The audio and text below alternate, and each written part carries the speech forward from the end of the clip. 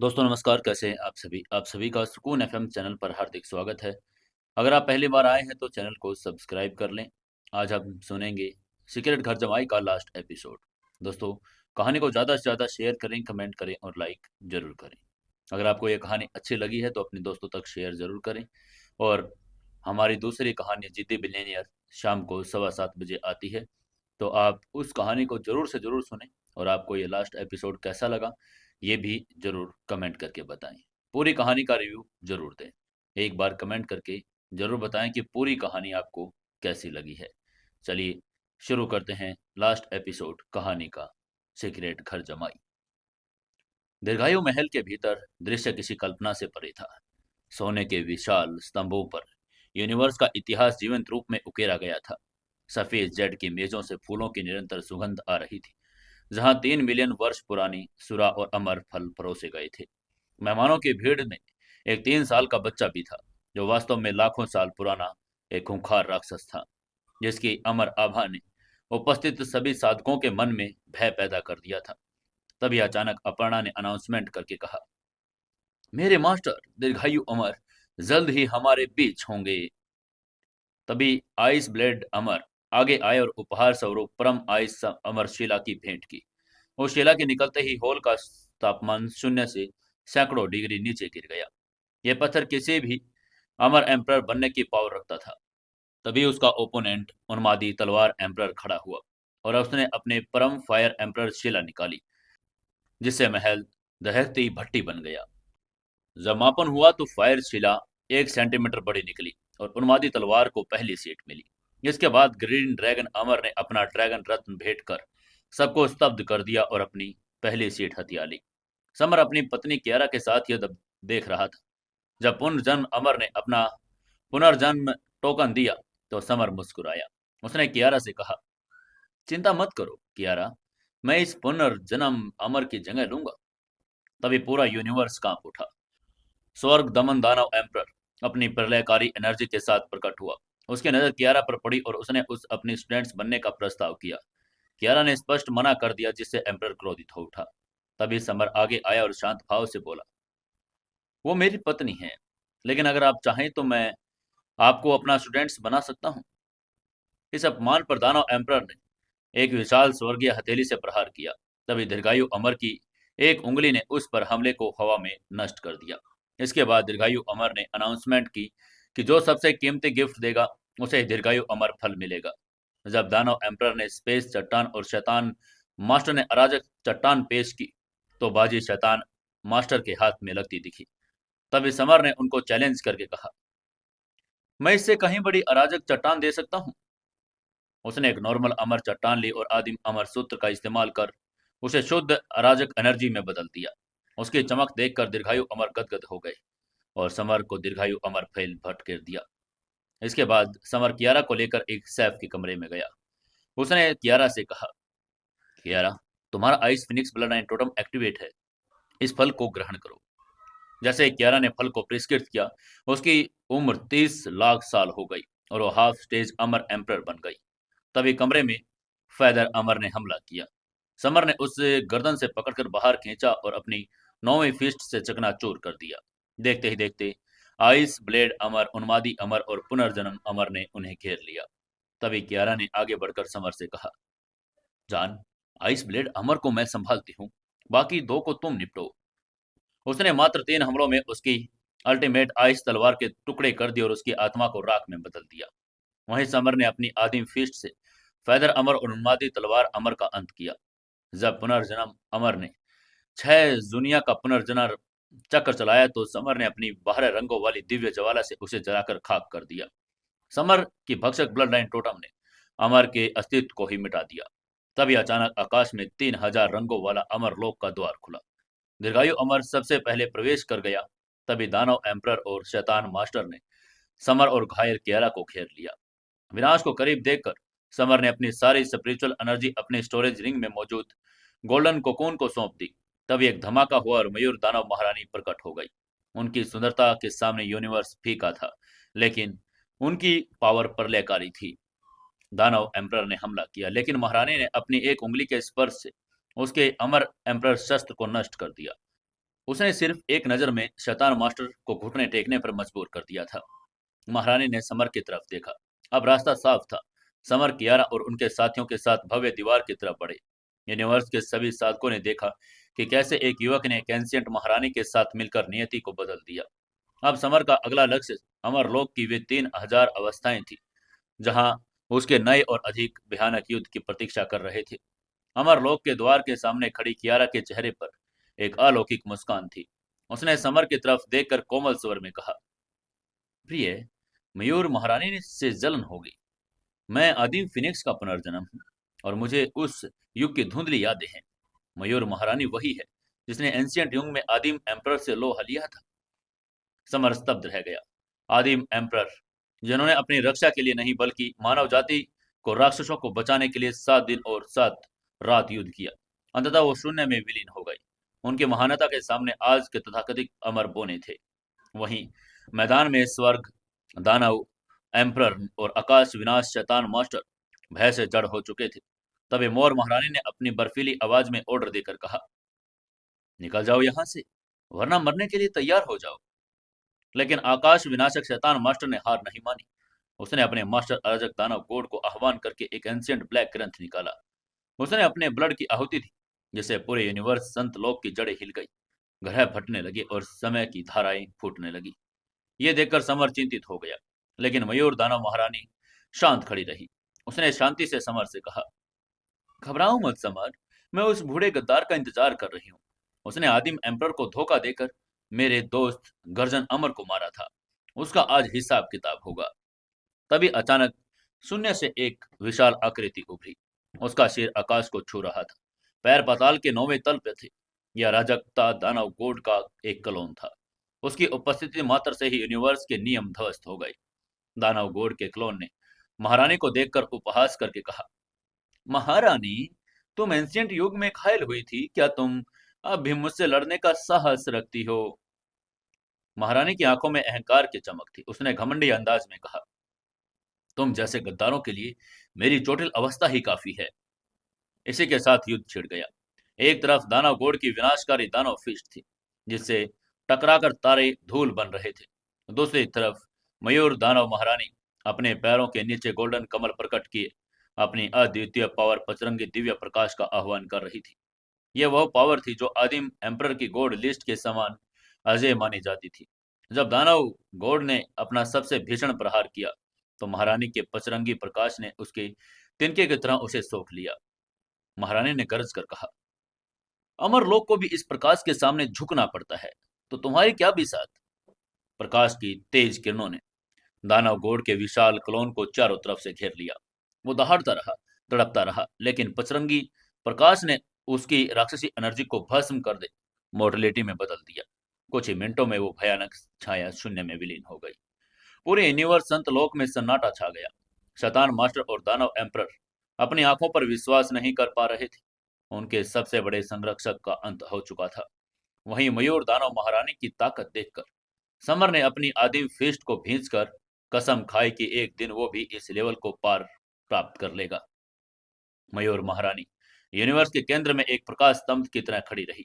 उसकी सुंदरता और पावर ने सिद्ध कर दिया कि वो क्यों दानव लोक की निर्विवाद महारानी थी। यूनिवर्स संत लोक में अभी अभी जो हुआ वो इतिहास बन चुका था। आदिम अमर एम्परर भी जिस अराजकता दानव गोड को पूरी तरह नष्ट नहीं कर सके थे, आज मयूर दानव महारानी ने उसके अवतार को धूल में मिला दिया था। शांति छाते ही लाखों की संख्या में उपस्थित आज साधकों ने एक स्वर में जयकारा लगाकर कहा, महारानी की जय हो, महारानी की जय हो। क्या बूढ़े अमर और क्या यंग साधक, सभी घुटनों के बल बैठकर उस पावर को नमन कर रहे थे जिसने उन्हें विनाश से बचाया था। महारानी की आंखों में एक कोमल चमक उभरी।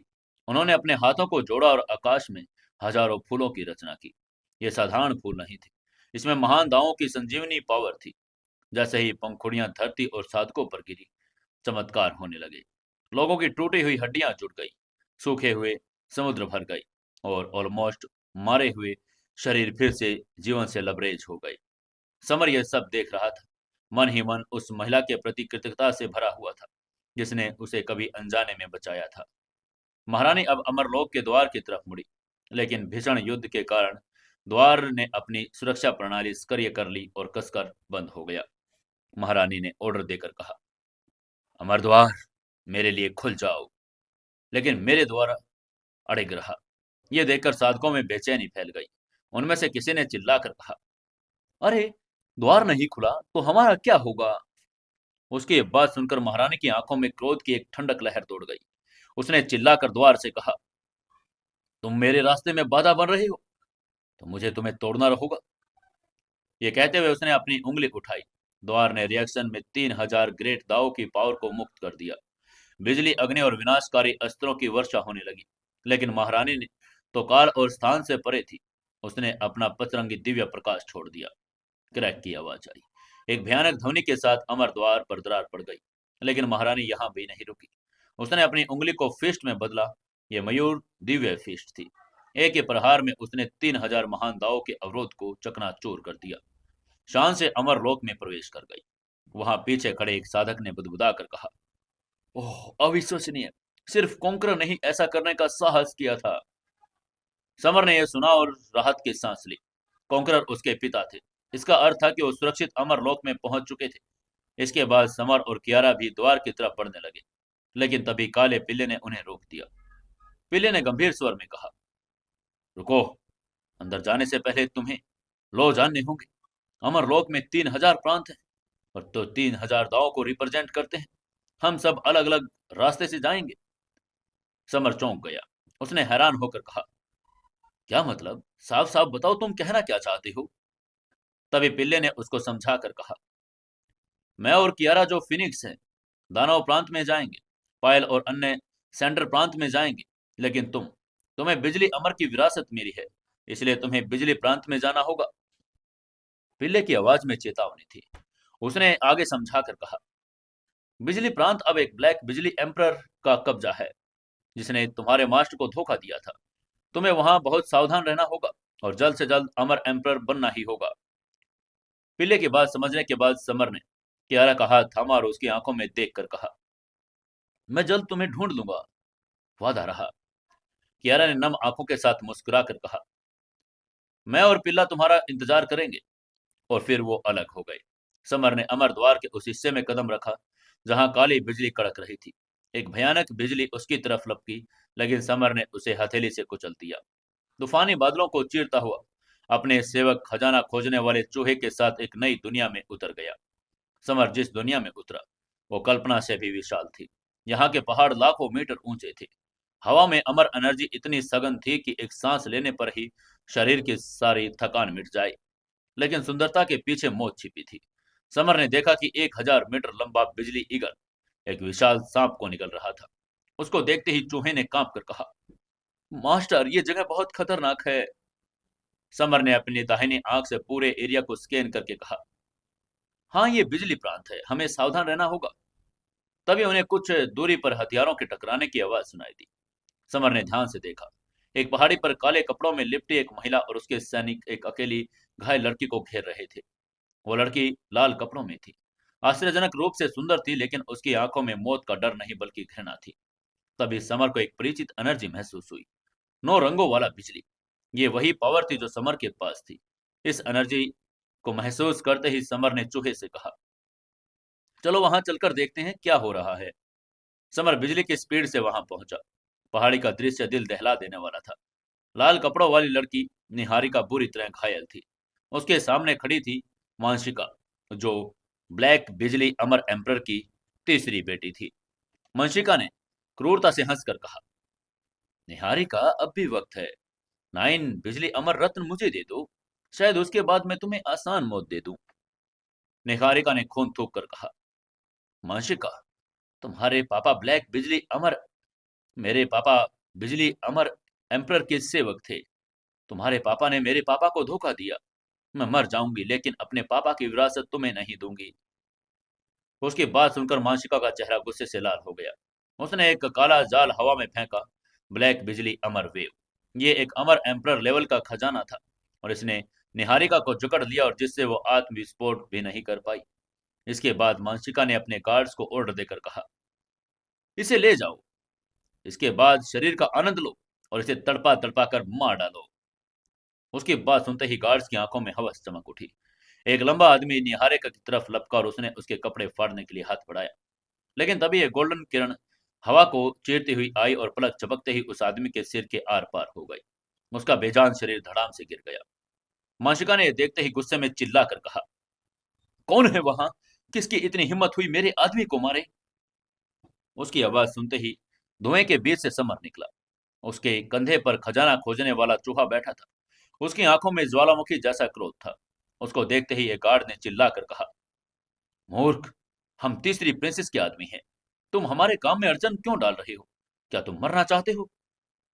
समर ने उस गार्ड को घूरा और शांत लेकिन भारी आवाज में कहा, ओह तीसरी प्रिंसेस, अगर ये विश्वासघाती की बेटी है तो ये भी मौत की हकदार है। ये कहते हुए उसने अपना हाथ हिलाया। एक ही झटके में वो गार्ड खून की धुंध में बदल गया। ये देखकर मानसिका दंग रह गई। उसने अपने गार्ड से कहा, अरे इसे मार डालो, सब मिलकर हमला करो। दर्जनों गार्ड्स ने अपने ब्लैक बिजली अस्त्रों से समर पर हमला कर दिया। समर अपनी जगह से हिला तक नहीं। उसने अपना मुंह खोला और आने वाले सारी बिजलियों को निगल गया। यह देखकर सब सन रह गई। तभी समर ने उपहास करके कहा, तुम्हारी बिजली कमजोर है, अब असली बिजली देखो। और उसने अपनी तर्जनी उंगली उठाई और 9 रंगों वाली बिजली आकाश से गिर गई। कड़क की आवाज के साथ एक ही प्रहार में दर्जनों गार्ड्स राख के ढेर में बदल गई। मानसिका कांप उठी। उसने घबराकर समर से पूछा, नो 9 रंगों वाली बिजली, तुम बिजली अमर के वंशज हो? समर ने निहारिका की तरफ देखा और उसके जाल को अपनी एनर्जी से काट दिया। इसके बाद उसने मानसिका की तरफ देखकर कहा, हाँ, और मैं यहाँ गद्दारों का हिसाब किताब करने आया हूँ। तभी मानसिका के पीछे खड़ा एक बूढ़ा व्यक्ति आगे आया। वह कुबड़ा था लेकिन उसकी एनर्जी किसी गहरे समुद्र की जैसी थी। बूढ़े ने कर्कश आवाज में कहा, लड़के, तुमने प्रिंसेस के गार्डों को मारकर गलती कर दी। मैं एक हाफ स्टेज का अमर एम्परर हूँ। मेरे सामने तुम सिर्फ एक कीड़े हो। उस बूढ़े को देखकर निहारिका ने भी समर को चेतावनी देकर कहा, अरे तुम यहाँ से भाग जाओ, ये बहुत पावरफुल है।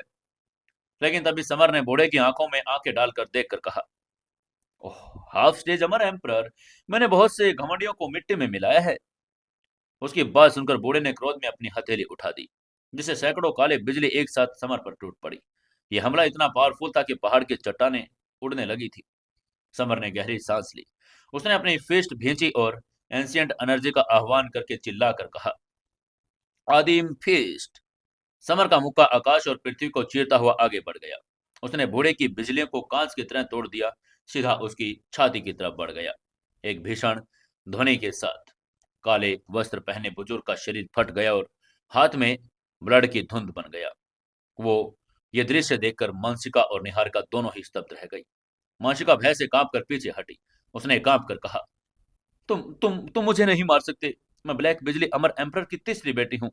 अगर तुमने मुझे मार डाला तो मेरे पापा तुम्हें पाताल में से भी ढूंढ कर निकालेंगे। लेकिन आगे से समर ने ठंडे मुस्कान के साथ जवाब देकर कहा, मैं तुम्हारे पापा को भी मार डालूंगा। तुम्हें मारना तो बस एक शुरुआत है। ये कहते हुए समर का हाथ बिजली की स्पीड से चला। माशिका का चेहरा सूज गया और दांत टूटकर गिर गई। तभी समर ने उससे कहा, यह निहारिका के अपमान का दंड है। ये कहते हुए उसने माशिका को लगातार 10 थप्पड़ मारे, जिसे प्रिंसेस का चेहरा पहचानना ही मुश्किल हो गया। जैसे समर ने अंतिम प्रहार के लिए हाथ उठाया, माशिका के शरीर से एक भयानक एनर्जी का विस्फोट हुआ। आकाश में काले बादलों के बीच एक विशाल अधेड़ उम्र का आदमी स्पिरिचुअल अवतार प्रकट हुआ। यह युद्ध ब्लैक बिजली अमर एम्परर का अवतार था। वो उस अवतार ने चिल्लाकर कहा, किस दुस्साहसी ने मेरी बेटे को छूने की हिम्मत की? अवतार की आवाज में यूनिवर्स को हिला देने वाली पावर थी। तभी उसको देखते ही मानसिका ने चिल्लाकर कहा, पापा पापा मुझे बचाइए। अवतार के समर की तरफ ब्लैक बिजली का तूफान भेजा। समर ने अपनी बिजली अमर तलवार से बचाव किया, लेकिन वो दर्जनों कदम पीछे धकेल दिया गया। अमर एम्परर की पावर, भले ही वो एक अवतार हो, अकल्पनीय थी। तभी ब्लैक बिजली एम्परर ने हंसकर एक ब्लैक बिजली केज बनाया और समर पर स्पिरिचुअल तरंग से हमला करके कहा, मर जाओ कीड़े। आगे से समर ने क्रूरता से मुस्कुराकर कहा, तुमने स्पिरिचुअल हमला करके गलती कर दी। तभी समर ने माथे पर एकाया चके सफेद चक्की का पत्थर प्रकट कर लिया। ये आदिम अमर एम्परर की कोड लिस्ट का एक टुकड़ा था। चक्के ने घूमकर एस आकार का टोटम बनाया और ब्लैक बिजली एम्परर के अवतार को उसमें खींच लिया। एम्परर के अवतार ने लालच और डर में चिल्लाकर कहा, वो क्या, ये गोल्ड लिस्ट का टुकड़ा है? ये तुम्हारे पास कैसे आया? लेकिन पल भर में चक्की ने उस अवतार की सारी एनर्जी को पीस कर रख दिया। अवतार के नष्ट होते ही समर ने वंशिका की तरफ देखा। उसकी आंखों में दया का कोई स्थान नहीं था। एक ही हथेली से वार करके उसने क्रूर प्रिंसेस की रक्त को धुंध में बदल दिया। बिजली कॉन्टिनेंट के केंद्र में भव्य बिजली महल में असली ब्लैक बिजली एम्परर गुस्से में दहाड़ उठा। उसकी बेटी मारी गई थी, उसका अवतार नष्ट हो गया था, लेकिन क्रोध से ज्यादा उसे लालच था। समर के पास गोल्ड लिस्ट का टुकड़ा था। उसने तुरंत अमर ऑर्डर, एंशियंट परिवार और कॉन्ट्रैक्ट किलर इनाम के लालच में समर की तलाश में निकल पड़े। इधर समर और निहारिका एक सुरक्षित गुफा की तरफ भागे। निहारिका जानती थी कि स्थिति कितनी विकट है। उसने अपनी स्टोरेज रिंग में से एक चमकता हुआ रत्न निकाला और ये 9 बिजली अमर रत्न था।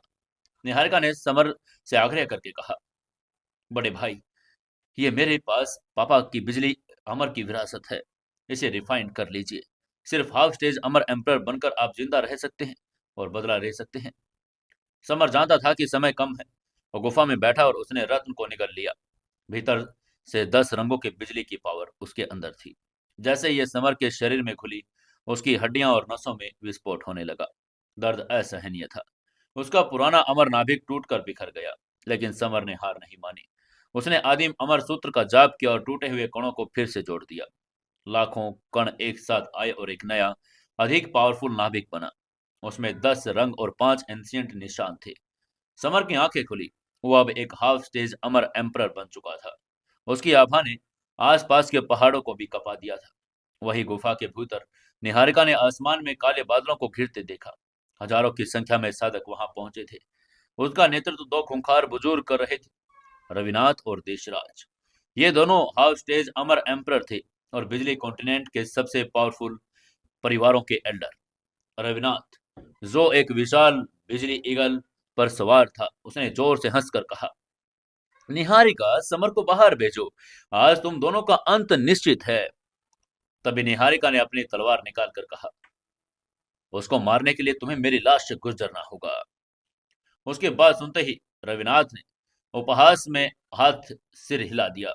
उसकी एक ही हथेली के वार से निहारिका की तलवार टूट गई और वो खून से लथपथ होकर जमीन पर गिर पड़ी। तभी रविनाथ ने उसे कुचलने के लिए हाथ उठाकर कहा, ओह बेचारी चींटी। लेकिन तभी अचानक गुफा से एक गोल्डन किरण निकल गई, रविनाथ की हथेली से टकराई। क्रैक, रविनाथ की हथेली चकनाचूर हो गई। इसके बाद धूल के गुबार के बीच से समर बाहर निकला। उसने घायल निहारिका को अपने बाहों पर उठाया और अपनी एनर्जी से उसे तुरंत ठीक कर दिया। ठीक होते ही निहारिका ने कमजोर आवाज में कहा, थैंक यू। समर ने उसकी आंखों में देखा और मुस्कुरा कर कहा, वेलकम। अब चलो, हम लोगों को मारने के लिए चलते हैं और तुम्हारे पापा बिजली अमर का बदला लेते हैं। यह कहते हुए समर मुड़ा और उसने हजारों दुश्मनों का सामना किया। उसकी आवाज में यमराज जैसा भारीपन था। उसने कड़क आवाज में कहा, रविनाथ, तुमने निहारिका को चोट पहुंचाई, मैं तुम्हें एक वार में मार डालूंगा। उसकी बात सुनकर भीड़ हंस पड़ी। उनमें से एक ने जोर से हंसकर कहा, यह पागल हो गया है, क्या एल्डर रविनाथ अजय है? तभी समर ने अपना दाहिना हाथ उठाया। उसके 10 रंगों वाली बिजली और आदिम फिस्ट की पावर एक साथ मिल गई। आकाश में एक विशाल ब्लैक होल बन गया। समर ने चिल्लाकर कहा, स्वर्ग और पृथ्वी अमर फिस्ट। समर का हाथ गिरा। यह कोई नॉर्मल हमला नहीं था, यह प्रलय थी। उसकी पावर देखते ही रविनाथ की हंसी चीख में बदल गई। उसने समर के हमले को रोकने की कोशिश की, लेकिन समर की पावर ने उसकी रक्षा की। उसके शरीर, उसकी आत्मा को एक पल में ब्लड की धुंध में बदल दिया। सब शांत हो गए। रविनाथ गायब हो चुका था। दूसरा एल्डर देशराज ये देखकर भयभीत हो गया था। उसने घबरा कर कहा, अरे ये तो राक्षस है। वो तुरंत पीछे मुड़ा और भागने लगा। एक पल में वो 10,000 किलोमीटर दूर चला गया। उसको ऐसे भागता देखकर समर ने एक क्रूर मुस्कान के साथ कहा, क्या तुम्हें लगता है कि तुम भाग सकते हो? ये कहते हुए समर ने सिर्फ एक कदम बढ़ाया। स्थान के लॉस को तोड़कर वो सीधा देशराज के सामने प्रकट हुआ। उसको देखते ही देशराज ने चिल्लाकर कहा, नहीं नहीं। लेकिन समर की हथेली फिर गिर गई। स्प्लैश, देशराज का भी वही हश्र हुआ। दो महान एल्डर पल भर में मिटा दिए गए। उसने तीसरी बार हाथ उठाया और एक विशाल अमर हथेली ने पूरे पहाड़ को ढक लिया। जब वो हथेली हटी तो वहां कोई सेना नहीं थी, सिर्फ खून की नदी बह रही थी। वहीं निहारिका अपनी सुंदर आंखों को फाड़े यह दृश्य देख रही थी। उसने अविश्वास में बुदबुदा कर कहा, बड़े भाई, आप इतने पावरफुल कैसे हो गए? समर ने क्षितिज की तरफ देखा, जहां ब्लैक होल बिजली महल स्थित था। उसने हल्के से हंसकर निहारिका को कहा, अरे ये तो बस शुरुआत है निहारिका, असली शिकार तो अब शुरू हुआ है। समर के चेहरे पर कॉन्फिडेंस भरी लेकिन क्रूर मुस्कान थी। उसने निहारिका और खजाना खोजने वाले चूहे की तरफ देखा और कहा, मैं अपने लेवल में अद्वितीय हूँ, अब समय आ गया है हम ब्लैक बिजली अमर एम्पर का अंत करें। ये कहते हुए उसने निहारिका को अपनी बाहों में लिया और एक उल्का पिंड की तरह आकाश को चीरकर बिजली कॉन्टिनेंट के सेंटर की तरफ उड़ान भर दी। समर ने अपनी उपस्थिति को छिपाने की कोशिश नहीं की। वो चाहता था तब पूरा कॉन्टिनेंट, पूरा अमरलोक ये जान ले कि वो आ रहा है। रास्ते में सैन परिवार का विशाल शहर था। यह परिवार ब्लैक बिजली एम्पर का सबसे बड़ा वफादार सेवक था। शहर से एक दुबला पतला बुजुर्ग सैन एल्डर हजारों सैनिकों के साथ बाहर आया। सैन एल्डर ने अहंकार से कहा, समर, तुम यहाँ आकर अपनी मौत को दावत दे रहे हो। आज से मैं तुम्हारा सिर अपने एम्पर को भेंट करूंगा। लेकिन समर ने अपनी स्पीड धीमी नहीं की। उसकी आंखों में दया का कोई भाव नहीं था। उसने चिल्लाकर कहा, मेरे रास्ते से हट जाओ। ये कहते हुए उसने अपना हाथ नीचे की तरफ झटक दिया। 1 अरब मीटर की परिधि में फैला एक विशाल हैंडमार्क आकाश से गिरा। यह हमला इतना भयानक था कि न सिर्फ सैन एल्डर बल्कि उनके पीछे स्थित करोड़ों एकड़ में फैला पूरा शहर और लाखों निवासी एक ही पल में ब्लड की धुंध में बदल गए। बिजली कॉन्टिनेंट के अन्य शहरों में छिपे साधक ये देखकर कांप उठे थे। उन्होंने कांप कर कहा, अरे ये तो नरसंहार है। वो एक हथेली से ही पूरे शहर को मिटा रहा है। वहीं समर रुका नहीं। वो बिजली महल की तरफ बढ़ता रहा था। रास्ते में जिस भी हाफ स्टेज अमर एम्पर ने उसे रोकने की कोशिश की, उसे समर ने बिना रुके मसल दिया। एक दिन बाद समर बिजली महल के सामने पहुंचा। ये ब्लैक बिजली पत्थरों से बना एक विशाल किला था, जिसके शिखर बादलों को छू रहे थे। महल के चारों तरफ ब्लैक बिजली का एक अभेद्य घेरा था। जैसे ही समर वहां पहुंचा, महल से 2 फाइटर बाहर निकले। ये ब्लैक बिजली एम्पर के बेटे थे। दोनों ब्लैक कवच में थे और उनके हाथों में अमर एम्पर लेवल के भाले थे। उनमें से एक ने क्रोध में चिल्लाकर कहा, नीच प्राणी, तुमने मेरी बहन और मेरे आदमियों को मारा।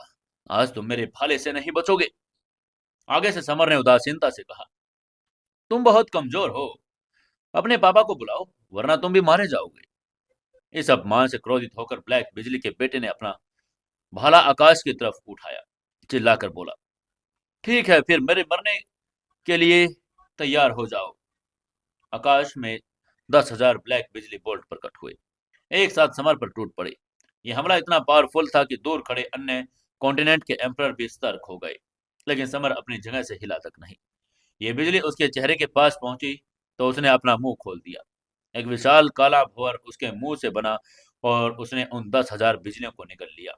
यह देखकर ब्लैक बिजली एम्परर के दोनों बेटों की आंखें फटी रह गई। तभी समर ने अपनी छाती को थपथपाया और मुस्कुरा कर कहा, हा हा हा, स्वाद अच्छा था, लेकिन अब मेरा तोहफा लो। उसने अपना मुंह खोला, लेकिन इस बार काली बिजली नहीं बल्कि 10 रंगों वाली बिजली बाहर निकली। समर के पावर ने एम्परर की काली बिजली को शुद्ध कर दिया और उसे घातक बना लिया। क्रैकल, 10 रंगों वाली बिजली की ब्लैक बिजली के बेटे के कवच, रक्षा और शरीर को एक ही सेकंड में राख कर दिया। वो चीख भी नहीं पाया। तभी दूसरे बेटे ने भागने के लिए कोशिश की, लेकिन समर ने दूसरी बिजली थूकी और उसे भी उसी अंजाम तक पहुंचा दिया। बिजली पैलेस के दोनों प्रिंस, जो भविष्य में अमर एम्परर माने जाते थे, समर के नाश्ते के ज्यादा कुछ और नहीं साबित हुए। अब बिजली महल के भीतर सन्नाटा नहीं था, बल्कि एक भयानक तूफान उठ रहा था। महल के ऊपर हवा में एक विशाल आकृति प्रकट हो गई थी। ये खुद ब्लैक बिजली अमर एम्परर था। उसका शरीर शुद्ध काले बिजली से बना प्रतीत होता था। उनकी उपस्थिति से आसपास के स्थान में ब्लैक होल बन चुके थे। ब्लैक बिजली अमर एम्परर ने चिल्लाकर कहा, समर, तुमने मेरे बच्चों को मारा। आज मैं तुम्हारी हड्डियों को चकनाचूर कर दूंगा। समर ने अपनी बिजली अमर तलवार निकाली, तभी सीधे एम्परर की आंखों को देखकर कहा, लाखों साल पहले तुमने मेरे मास्टर बिजली अमर के साथ विश्वासघात किया था, उन्हें मारा। तुम जैसे गद्दार को जीने का कोई हक नहीं। आज मैं तुम्हारे ही घर में तुम्हारा वध करूंगा। पड़ोसी कॉन्टिनेंट, फायर कॉन्टिनेंट और पावर कॉन्टिनेंट के एम्परर, स्वर्ग फायर अमर एम्परर और ग्रेट पावर अमर एम्परर अपनी दिव्य दृष्टि से युद्ध युद्ध देख रहे थे। तभी फायर एम्परर ने दूसरे से पूछा, तुम्हें क्या लगता है कौन जीतेगा? ग्रेट पावर एम्परर ने जवाब देकर कहा, ब्लैक बिजली, वो एक एक्सपीरियंस्ड अमर एम्परर है और अपने घरेलू मैदान पर समर सिर्फ एक बच्चा है। लेकिन युद्ध के मैदान के समीकरण अलग थे। ब्लैक बिजली अमर ने अपना फेमस हथियार निकाला, अमर एम्परर बिजली स्पीयर। वो ये भाला था जिसने उसे 3000 अमर एम्पररों का वध किया था। एम्परर ने गरज कर कहा, भाला स्वर्ग को तोड़ता है। ये कहते हुए उसने भाले को फेंका। भाले ने समय और स्थान को भेद कर एक विशाल अंधकार में सुरंग बना दी। उसमें से करोड़ों बिजली के झटके मौत के देवता बनकर समर की तरफ लपके। आगे से समर ने अपनी विशाल तलवार को दोनों हाथों में पकड़ा और उसने प्रकृति और मनुष्य का मिलन तकनीक का इस्तेमाल किया। वो खुद एक तलवार बन गया। तलवार और भाले की टक्कर से ऐसी ध्वनि उत्पन्न हुई कि बिजली कॉन्टिनेंट के कई शहर ढह गए। समुद्र में सुनामी आ गई। जब धूल छटी तो ब्लैक बिजली, अमर एम्परर और समर दोनों एक कदम पीछे हट गई। एम्परर की आंखों में अविश्वास था। उसने चौंक कर कहा, तुमने तुमने मेरे भाले को रोक लिया। एक हाफ स्टेज अमर एम्परर मेरे हमले को कैसे रोक सकता है?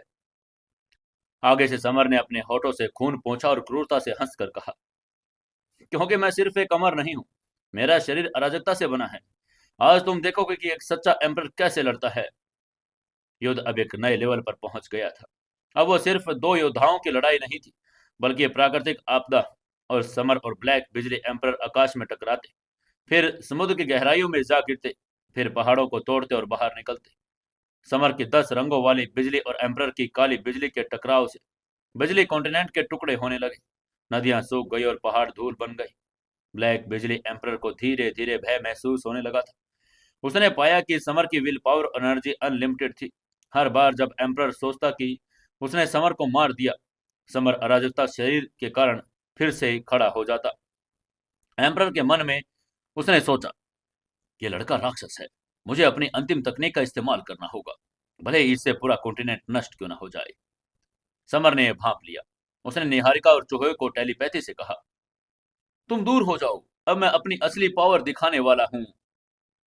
वहीं यूनिवर्स के सभी दर्शक सांस रोक कर देख रहे थे। एक युग का अंत और दूसरे का उदय होने वाला था। बिजली कॉन्टिनेंट अब जलती हुई एक भट्टी बन चुका था और इस आग के केंद्र में समर ने अपनी तलवार के लिए खड़ा था और प्रतिशोध का साक्षात अवतार देख रहा था। युद्ध के मैदान में अब सिर्फ राख और सन्नाटा था। ब्लैक बिजली अमर एम्परर के साथ 1500 राउंड तक चलने वाले युद्ध ने सिद्ध कर दिया कि समर कोई नॉर्मल साधक नहीं था। उसने एम्परर की हर तकनीक, ज्वाला और स्पेस और बिजली का मुकाबला किया। वहीं दर्शक आपस में कानाफूसी कर रहे थे। उनमें से एक साधक ने हैरान होकर कहा, अरे क्या तुमने उसकी धुंधली अराजक उपस्थिति देखी? उसने अवश्य ही अराजक बॉडी प्राप्त कर ली है। वहीं उधर ब्लैक बिजली एम्परर, जो लाखों वर्षों का एक्सपीरियंस रखता था, अब क्रोध और हताशा से भर गया था। उसने निराशा से चिल्लाकर कहा, समर, तुम प्रतिभाशाली हो, लेकिन आज तुम्हारी मौत निश्चित है। अब मैं अपनी सबसे भयानक पावर, ताओटी ब्लड टोटम का इस्तेमाल करूंगा। एम्परर के पीछे एक ग्रह जितनी विशाल छाया उभरी।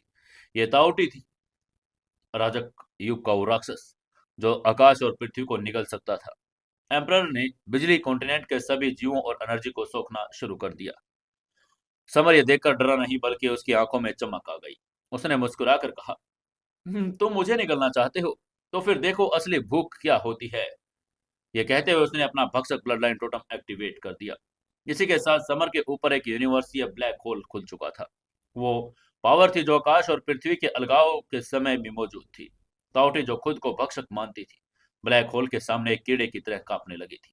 एक पल में समर ने कि ब्लैक होल ने ताओटी और उसके सारी एनर्जी को निगल लिया, जिससे एम्परर खून की उल्टियां करने लगा। इस एनर्जी को सोखते ही समर के शरीर में विस्फोट हुआ और उसका अमर नाभिक 10,000 बार घुमा और अंततः एक नए लेवल पर पहुंच चुका था। समर एक पूर्ण एम्परर बन चुका था। उसकी बाईं आंख में सूर्य और दाईं आंख में चंद्रमा चमकने लगे। उसने अपनी नई पावर का इस्तेमाल किया और सूर्य चंद्रमा की संयुक्त पावर से ब्लैक बिजली एम्परर के शरीर और आत्मा को हमेशा के लिए मिटा दिया। ब्लैक बिजली एम्परर की मौत में अमर आलोक में भूचाल ला दिया था, लेकिन समर को आराम करने का मौका नहीं मिला। उसने अपने सामने आकाश से 3 आकृतियां उतारी, तूफान, अमर एम्परर, स्वर्ग फायर एम्परर और ग्रेट पावर एम्परर। ये तीनों पड़ोसी कॉन्टिनेंट के एम्परर थे और बिजली ब्लैक के दोस्त थे। उनका उद्देश्य स्पष्ट था, एम्परर का खजाना हथियाना और समर को खत्म करना। 10 मीटर ऊंचे ग्रेट पावर एम्परर ने, जिसकी मांसपेशियां लोहे की जैसी थी, उसने समर को घूर कर कहा, बिजली कॉन्टिनेंट का खजाना हमारा है, चुपचाप यहां से निकल जाओ। आगे से समर ने ठंडी नजर के साथ कहा, मैंने एम्परर को मारा है तो खजाना मेरा होगा, तुम यहां से निकलो वरना मारे जाओगे। यह अपमान ग्रेट पावर एम्परर को बर्दाश्त नहीं हुआ। उसने अपनी विशाल फिस्ट से प्रहार किया। यह पंच इतना भारी था कि उसने स्पेस में दरार डाल दी। आगे से समर ने बिना हटे अपनी आदिम फिस्ट से जब दोनों का पंच टकरा दिया, पूरी बिजली कॉन्टिनेंट कांप उठी। जब धूल छटी तो सब दंग रह गए। समर अपनी जगह पर खड़ा रहा, जबकि ग्रेट पावर अमर एम्परर को एक कदम पीछे हटना पड़ा। दर्शकों में से किसी ने चिल्लाकर कहा, असंभव, समर ने अमर लोक के सबसे पावरफुल एम्परर को पीछे धकेल दिया।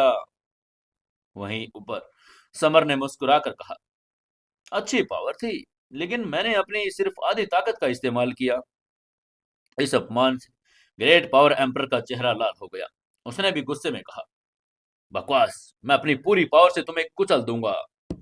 उसने अपनी सारी लाइफ पावर को इकट्ठा किया और एक ऐसा प्रहार किया जिससे समय भी जम जाए।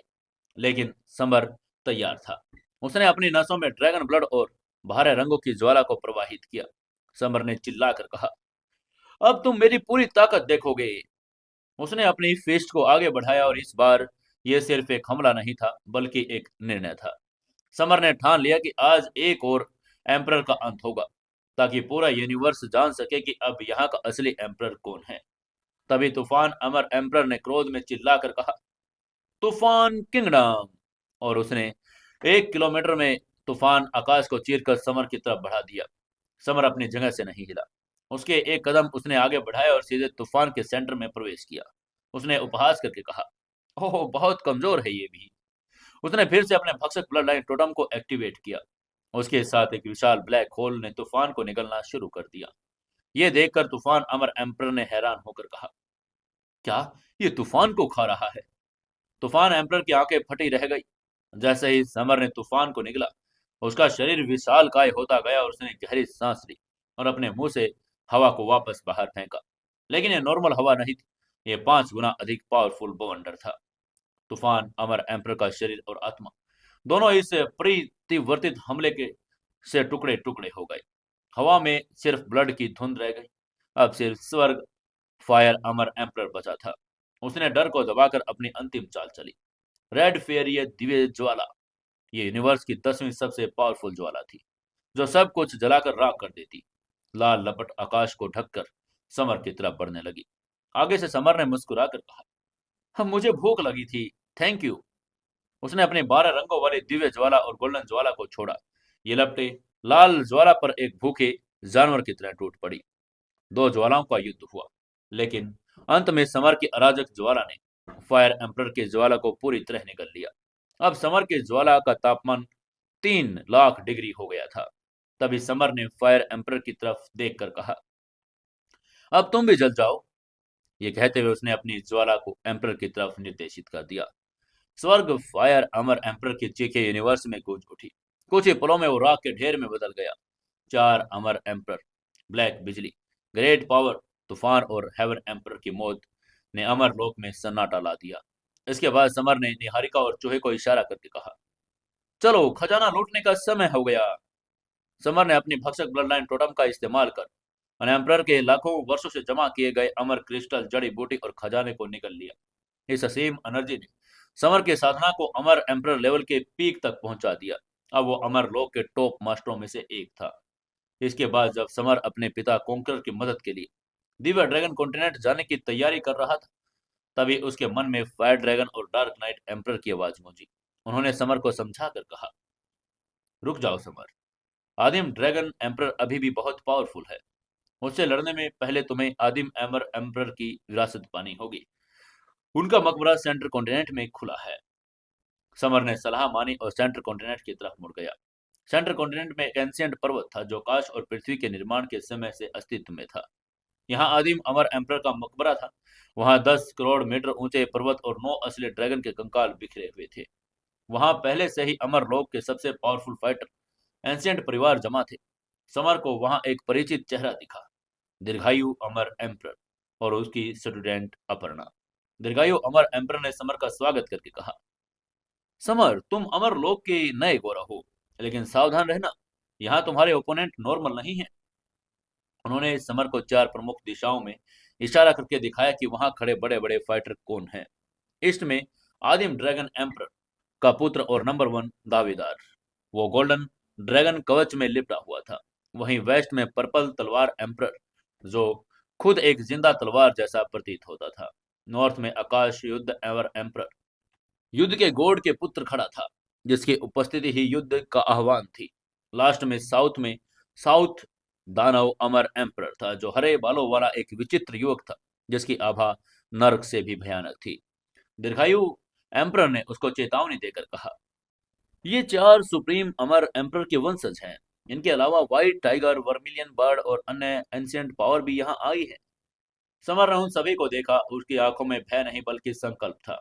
वो जानता था कि आदिम अमर एम्पर की विरासत, गॉड लिस्ट और मूल पावर ही यूनिवर्स में एम्पर उसे बना सकती है। समर दीर्घायु अमर एम्पर के साथ बातचीत में व्यस्त था। तभी उसकी नजर मून परी और मून संत पर पड़ी। वो दोनों बुरी तरह घायल थी और एक विशालकाय 9 सिरों वाले अमर एम्पर के ज्वाला से बचने की कोशिश कर रही थी। समर ने तुरंत उनके बीच में कहा।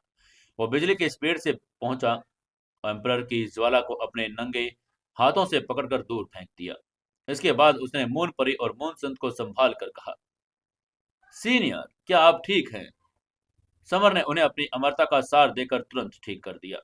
ये सब देखकर 9 सिरों वाले अमर एम्पर क्रोधित हो उठा। उसने चिल्लाकर कहा, कीड़े, मेरी शिकार को बचाने की तुम्हारी हिम्मत कैसे हुई? समर ने ठंडी हंसी के साथ जवाब देकर कहा, इधर आओ, मैं तुम्हें एक ही हथेली में मार डालूंगा। ये सुनकर आसपास के एम्पर दंग रह गए। 9 सिरों वाला एम्पर एक फेमस और खूंखार फाइटर था। तभी 9 सिर वाले एम्पर ने दहाड़ते हुए अपना आकार 90,000 मीटर का कर लिया। उसके 9 सिरों ने 9 दिशाओं में सूर्य और चंद्रमा की रोशनी उगलकर समर को घेर लिया। समर ने अपनी आदिम फिस्ट उठाई। एक ही प्रहार में 9 सिरों वाले एम्पर के सारे सिर चकनाचूर कर दिए। समर की पावर ने उसके शरीर और आत्मा को धुंध में बदल दिया। अमर लोक में 9 सिरों वाला अमर एम्पर एक ऐसा खौफनाक नाम था, जिसने 3,000 कॉन्टिनेंट की नींद उड़ा दी। वो 9 स्वर्गों का 10 लोगों को अपनी जादूगरी में वश करने का दम भरता था। लेकिन समर के सामने उसकी पावर तिनके के समान बिखरी हुई थी। समर ने मात्र एक हथेली के वार से ही उस महाबली का अंत कर दिया। मोन परी और मोन सन, जो इस दृश्य की साक्षी बनी, विस्मय से जड़ हो गई। जिस दुश्मन ने उनके माता पिता का अंत किया, उसे समर ने एक पल में धूल चटा दी। वहीं मून परी को अपने उस निर्णय पर गर्व महसूस हुआ जब उसने डेथलॉक में समर पर दांव लगाया था। उसने उसे क्या पता था कि समर की पावर इतनी बिजली की स्पीड से बढ़ेगी। समर की इस अपार पावर का स्रोत उसके पापा कोंकरर नरेंद्र भारद्वाज की विरासत थी। कोंकरर कोई नॉर्मल आदमी नहीं था। वो एक ऐसी हस्ती था जिन्होंने अपनी पावर से ब्रह्मांड की नींव हिला दी थी। इसी समय कोंकरर सुदूर मोर्चे पर स्वयं आदिम ड्रैगन एम्परर के साथ भीषण युद्ध में बिजी थे। पिता पुत्र की ये जोड़ी अमरलोक के इतिहास को नए सिरे से लिख रही थी। समर के भीतर उसी कोंकरर का खून प्रवाहित हो रहा था, जो उसे झुकना नहीं बल्कि कुचलना सिखाता था। वहीं 9 सिर वाले एम्परर की मौत घटना से वहां मौजूद आदिम ड्रैगन एम्परर के बेटे ड्रैगन एम्परर को नाराज कर दिया था, क्योंकि मारने वाला एम्परर उसके पापा का फॉलोवर था। ड्रैगन एम्परर ने क्रोधित होकर कहा, तुमने मेरे सेवक को मारा, अब तुम नहीं बचोगे। समर ने उसे तिरस्कार से देखा और लापरवाही से कहा, अगर तुमने बीच में आने की कोशिश की तो मैं तुम्हें भी मार डालूंगा। उसकी ये बात सुनकर ड्रैगन एम्परर ने अपनी आदिम ड्रैगन फिस्ट से हमला किया। आगे से समर ने अपनी फिस्ट में जवाब दिया। दोनों ही टक्कर से 10 मिलियन ऊंचे पर्वत धूल में मिल गए। जब धूल छटी तो दोनों फाइटर अपनी जगह पर खड़े हुए थे। दोनों बराबरी पर थे। ड्रैगन एम्परर हैरान था। उसने चौंक कर बड़बड़ा कर कहा, तुम्हारी फिस्ट में अराजकता की पावर है, तुम कौन हो? तभी आदिम पर्वतों से एक भारी गड़गड़ाहट हुई। आकाश में 99 रंगीन प्रकाश किरणें फूटी। आदिम अमर एम्परर के मकबरे के खजाने प्रकट हो गए थे। ड्रैगन एम्परर ने फाइट को रोककर समर को घूर कर देखा और हाथ हिलाकर कहा, समर, मैं तुम्हें बाद में मारूंगा, अभी ये खजाने ज्यादा इंपॉर्टेंट है। और वो खजानों की तरफ दौड़ पड़ा। समर भी जानता था कि यदि ये खजाने, विशेषकर गोल्ड लिस्ट के टुकड़े और आदिम एम्परर की मूल पावर, किसी दुश्मन के हाथ लग गई तो उसके परिवार और दोस्तों का अस्तित्व संकट में पड़ जाएगा। इसलिए समर भी जल्दी से अपनी टीम के साथ अंदर गया। समर ने अपने भीतर के काले सफेद चक्की के पत्थर का इस्तेमाल किया, जिसने उसे ईस्ट डायरेक्शन की तरफ इशारा किया। रास्ते में समर ने कई अराजक जानवरों को मारा। तभी डार्क नाइट एम्पर की आत्मा ने टेलीपैथी से कहा, छोटे, मुझे पास ही आदिम अमर घास का एहसास हो रहा है। ये मुझे मेरा शरीर वापस दिला सकती है। उसकी बात सुनते ही समर तुरंत उस दिशा में गया। एक खड़ी चट्टान पर घास चमक रही थी। जैसे ही समर उसे लेने बढ़ा, पीछे से काली गैस ने हमला कर दिया। धुएं के बीच एक भयानक व्यक्ति निकला। आकाश शव अमर एम्परर। वो एक लाश जैसा दिखता था। अमर शवों को कंट्रोल करने में माहिर था। शव एम्परर ने बिना किसी भावना के समर को देखकर कहा, ये घास मेरी है, तुम चले जाओ, वरना मैं तुम्हें अपनी सेना का हिस्सा बना लूंगा। आगे से समर ने घास को अपनी मुट्ठी में लेकर बिना किसी डर के लापरवाही से कहा, ओह, तो कोशिश करके देख लो। उसकी बात सुनते ही गुस्से में शव एम्परर ने एक घंटी बजाई। उसके पीछे से 9 आकृतियां निकली। ये साधारण लाशें नहीं थी।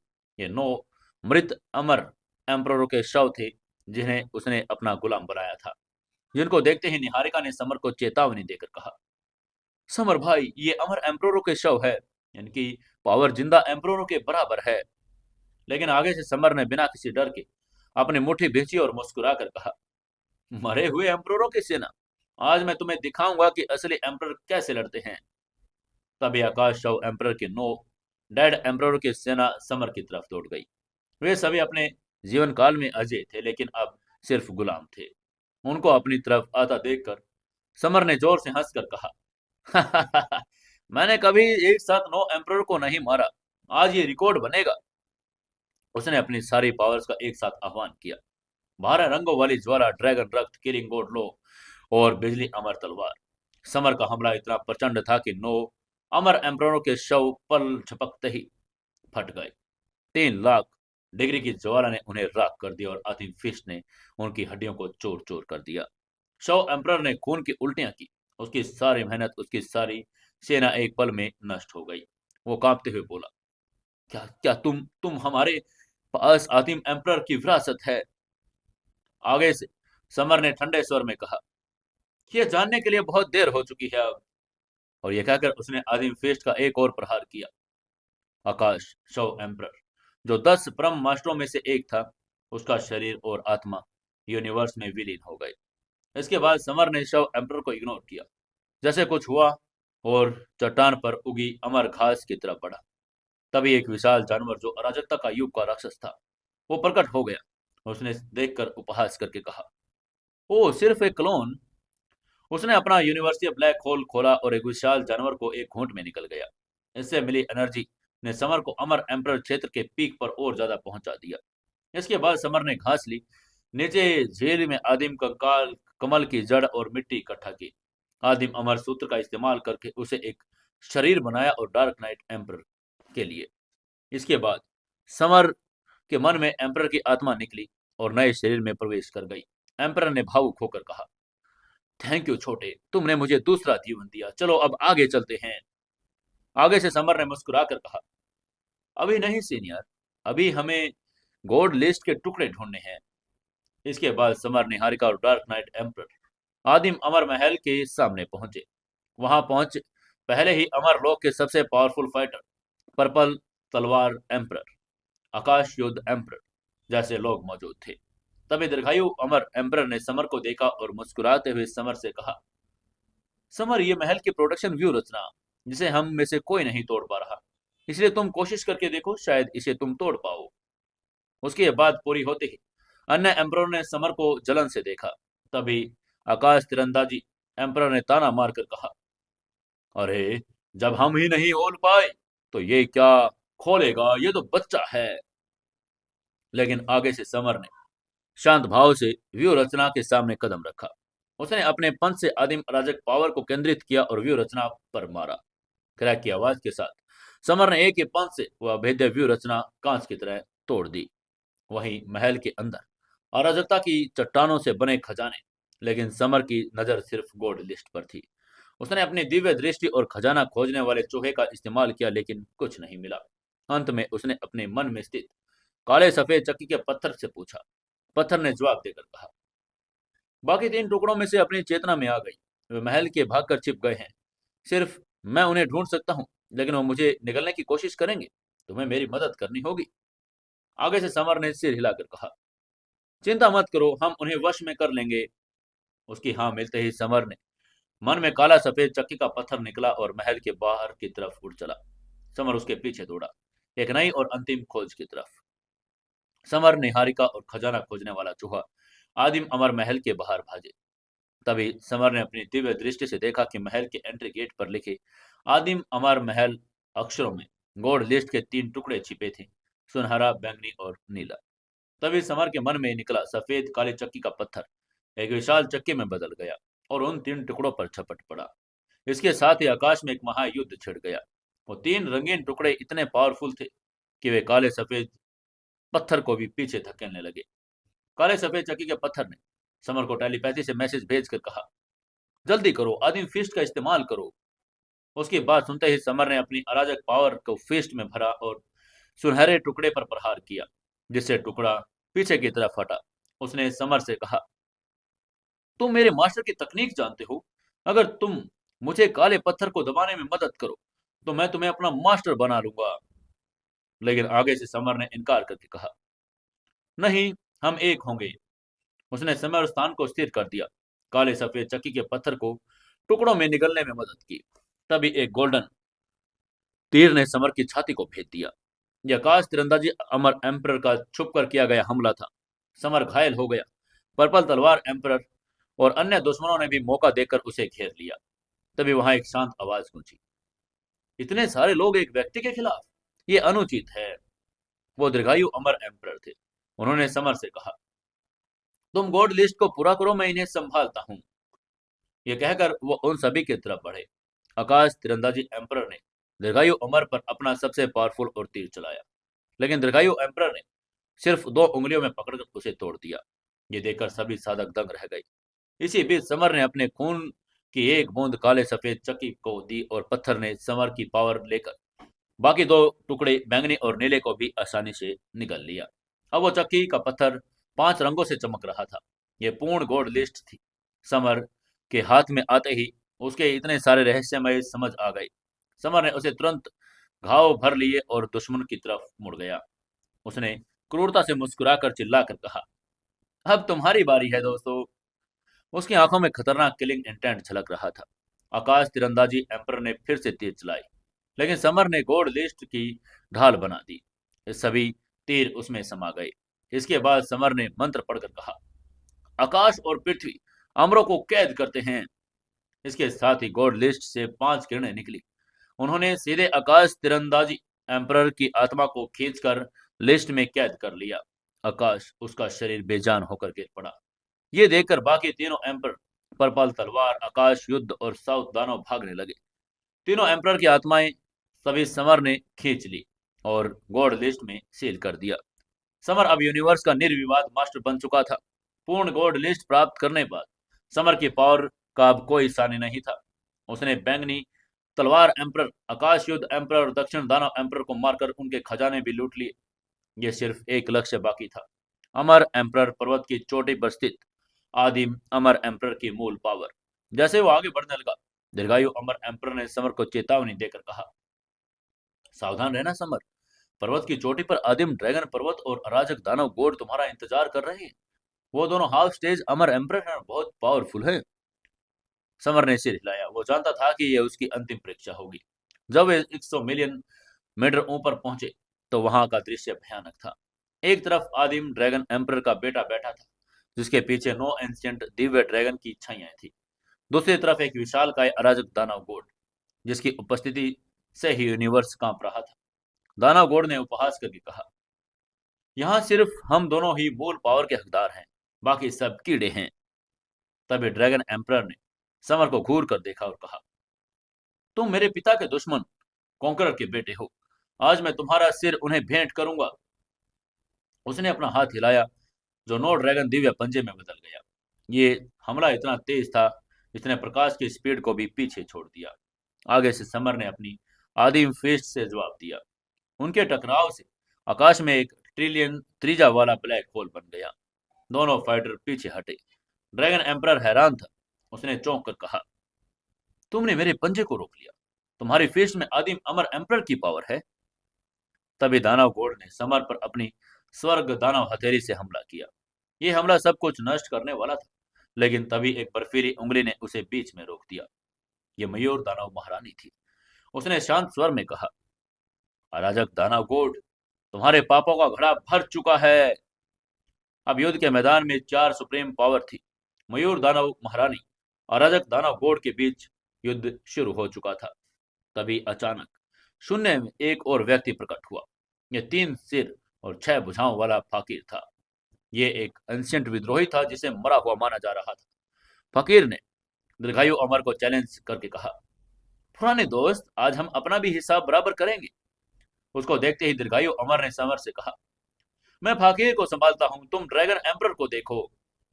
अब समर अकेला था और जो उसके सामने आदिम ड्रैगन एम्परर उसके 9 दिव्य ड्रैगन थे। तभी ड्रैगन एम्परर ने चिल्लाकर कहा, 9 ड्रैगन दिव्य पंजे। और इसी के साथ 9 विशाल पंजे आकाश को चीरकर समर पर टूट पड़े। पहाड़ की चोटी पर परले आ चुकी थी। कमजोर साधक एनर्जी की लहरों से ही भस्म हो गए थे। समर और ड्रैगन एम्परर का युद्ध इतना भयंकर था कि यूनिवर्स के हर कोने में इसे महसूस किया जा रहा था। समर ने खून थूक कर मुस्कुराकर कहा, ड्रैगन एम्परर, तुम्हारी पावर सुप्रीम है, लेकिन मेरी भूख उससे भी बड़ी है। यह कहकर उसने भक्षक ब्लड लाइन टोटम को पूर्ण क्षमता पर एक्टिवेट कर दिया, जिससे एक विशाल ब्लैक होल खुल चुका था, जो न सिर्फ ड्रैगन एम्परर के हमलों को बल्कि उसकी ड्रैगन एनर्जी को भी निगलने के लिए तैयार था। यूनिवर्स के करोड़ों ग्रहों से अरबों आंखें आकाश की तरफ टिकी थी। क्रिम्सन फायर कॉन्टिनेंट के एम्परर उनकी प्रजा घुटनों के बल बैठकर प्रार्थना कर रहे थे। उनके सिर के ऊपर शून्यता की गहराई में समर अकेले ही आदिम ड्रैगन एम्परर के बेटे और उनके 9 विशालकाय दिव्य ड्रैगनों से युद्ध कर रहा था। युद्ध करते करते वो अराजकता के ताबूत के करीब पहुंच गए। ड्रैगन एम्परर ने अवसर देखा। उसने समर को छोड़ ताबूत के भीतर छिपी अमर एम्परर मूल को हथियाने के लिए छलांग लगा दी। ये उसकी हरकत देखकर समर ने व्यंग करके कहा, हो, क्या तुमने मुझसे पूछा? उसने अमर रोक की स्पीड तकनीक का इस्तेमाल किया और एक बॉन्डर की तरह उसने 1,08,000 मील दूर पलक झपकते ही दूरी तय की और ड्रैगन एम्परर से पहले ताबूत के अंदर प्रवेश कर गया। ताबूत के भीतर एक छोटी लेकिन पूर्ण दुनिया थी, आदिम अमर एम्परर द्वारा रचित एक यूनिवर्स। वहां एक ऊंचे पर्वत की चोटी पर अमर एम्परर मूल 90 रंगों की रोशनी बिखेर रहा था। समर ने बिना झिझक से उसे अपनी मुट्ठी में पकड़ लिया और एक हाथ बढ़ा दिया। जैसे ही समर ने मूल स्पर्श किया, एक असीम एनर्जी उसके शरीर में दौड़ गई। ये पावर इतनी प्रचंड थी, समर की त्वचा, मांसपेशियां और हड्डियां टूटने लगी। दर्द असहनीय था, मानो उसके अस्तित्व को मिटाया जा रहा हो। तभी पीछे से आदिम ड्रैगन एम्परर आज पहुंचा। उसने चिल्लाकर कहा, ये मेरा है, इसे छोड़ दो।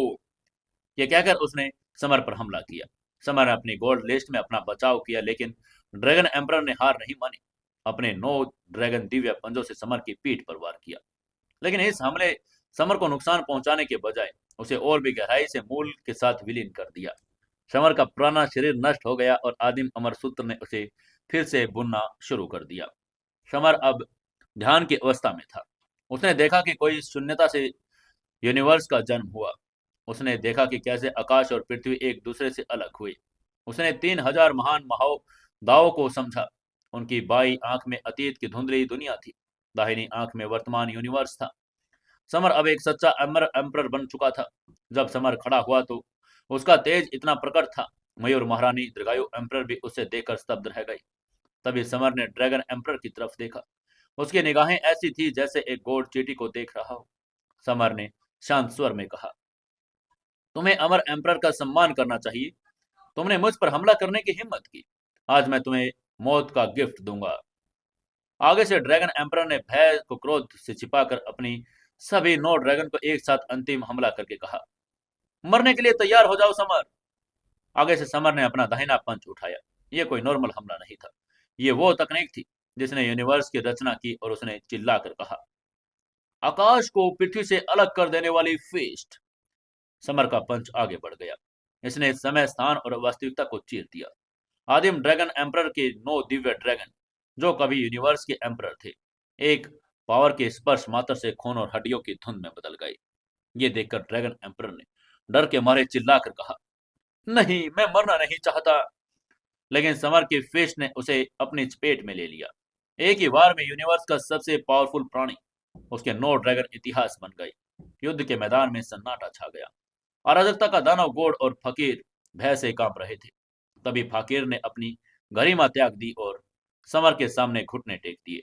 उसने सम्मान के साथ सिर झुकाकर कहा, हाइनेस, मुझे क्षमा करे। मुझे यहाँ तक पहुंचने में लाखों साल लगे। प्लीज मुझे मत मारिए। तभी मयूर दानव, महारानी और दीर्घायु अमर ने उसे घृणा से देखा। एक साधक को गरिमा के साथ मरना चाहिए, न कि मौत के डर से अपने दुश्मन के सामने घुटने टेक देने चाहिए। वहीं समर की आंखों में कोई भय नहीं था। उसने चिल्लाकर कहा, जब तुम लोगों को अमर एम्पर का सम्मान ही करना चाहिए। यह सुनकर फाकिर का चेहरा बिल्कुल विकृत हो गया। उसने जब देखा कि समर के चेहरे पर कोई दया नहीं, तो उसने चिल्लाकर कहा, अगर तुम मुझे नहीं छोड़ोगे तो मैं एकला नहीं मरूंगा। मैं तुम्हें भी अपने साथ ले जाऊंगा। वो चिल्लाया और उसका शरीर किलोमीटर विशाल हो गया, अंतिम विनाशकारी हमले के लिए। लेकिन समर शांत खड़ा रहा, क्योंकि वो जानता था कि अब यूनिवर्स में कोई भी पावर उसके सामने टिक नहीं सकती। वह वो सिर्फ समर नहीं, अस्तित्व का लो था। गुस्से और हताशा में भरे हुए फकीर एक विकृत चेहरे के साथ अचानक खड़ा हो गया। उसकी आंखों में विनाश की आग थी। उसने आकाश की तरफ देखकर चिल्लाकर कहा, मैं तुमसे पूरी ताकत में लड़ूंगा। ये कहते हुए अगले ही पल उसके शरीर में मौजूद रक्त शक्ति को सक्रिय करके फकीर एक विशालकाय रक्त में राक्षस में परिवर्तित हो गया, जिसका शरीर करोड़ों मीटर ऊंचा था और 6 भुजाएं लग गई, 3 सिर लग गए, जो किसी एंशियंट दुस्वप्न की तरह प्रतीत हो रहा था। और उसने अपनी पूरी ताकत से ग्रह उखाड़कर समर की तरफ फेंक दी। वातावरण में एक भयानक उपस्थिति व्याप्त हो गई, मानो दुनिया की नींव की कोई विशाल छेद होने वाला हो। समर वहां अत्यंत गरिमा और शांति के साथ खड़ा था।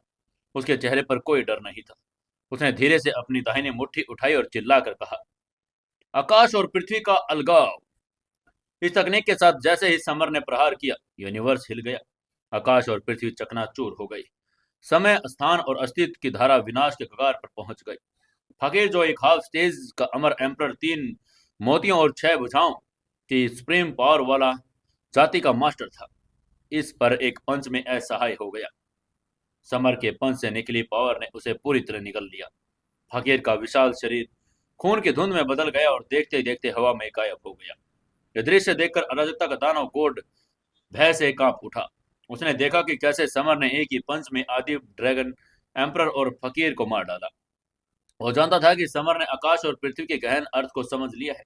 अब उसकी पावर आदिम अमर एम्पर के बराबर है। बिना एक पल गंवाए अराजकता का दानव गोड एक काले प्रकाश में परिवर्तित हो गया। अंतरिक्ष को फाड़कर भागने की कोशिश करने लगा।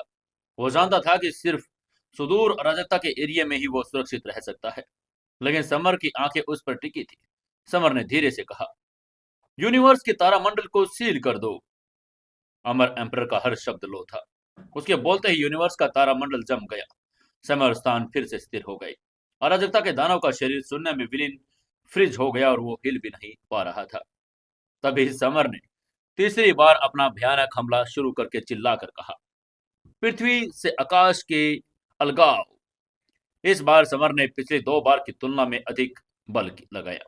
जब उसने पंच मारा तो सूर्य और चंद्रमा अंधेरे में डूब गए, मानो पूरा यूनिवर्स उस एक पंच में समा गया हो।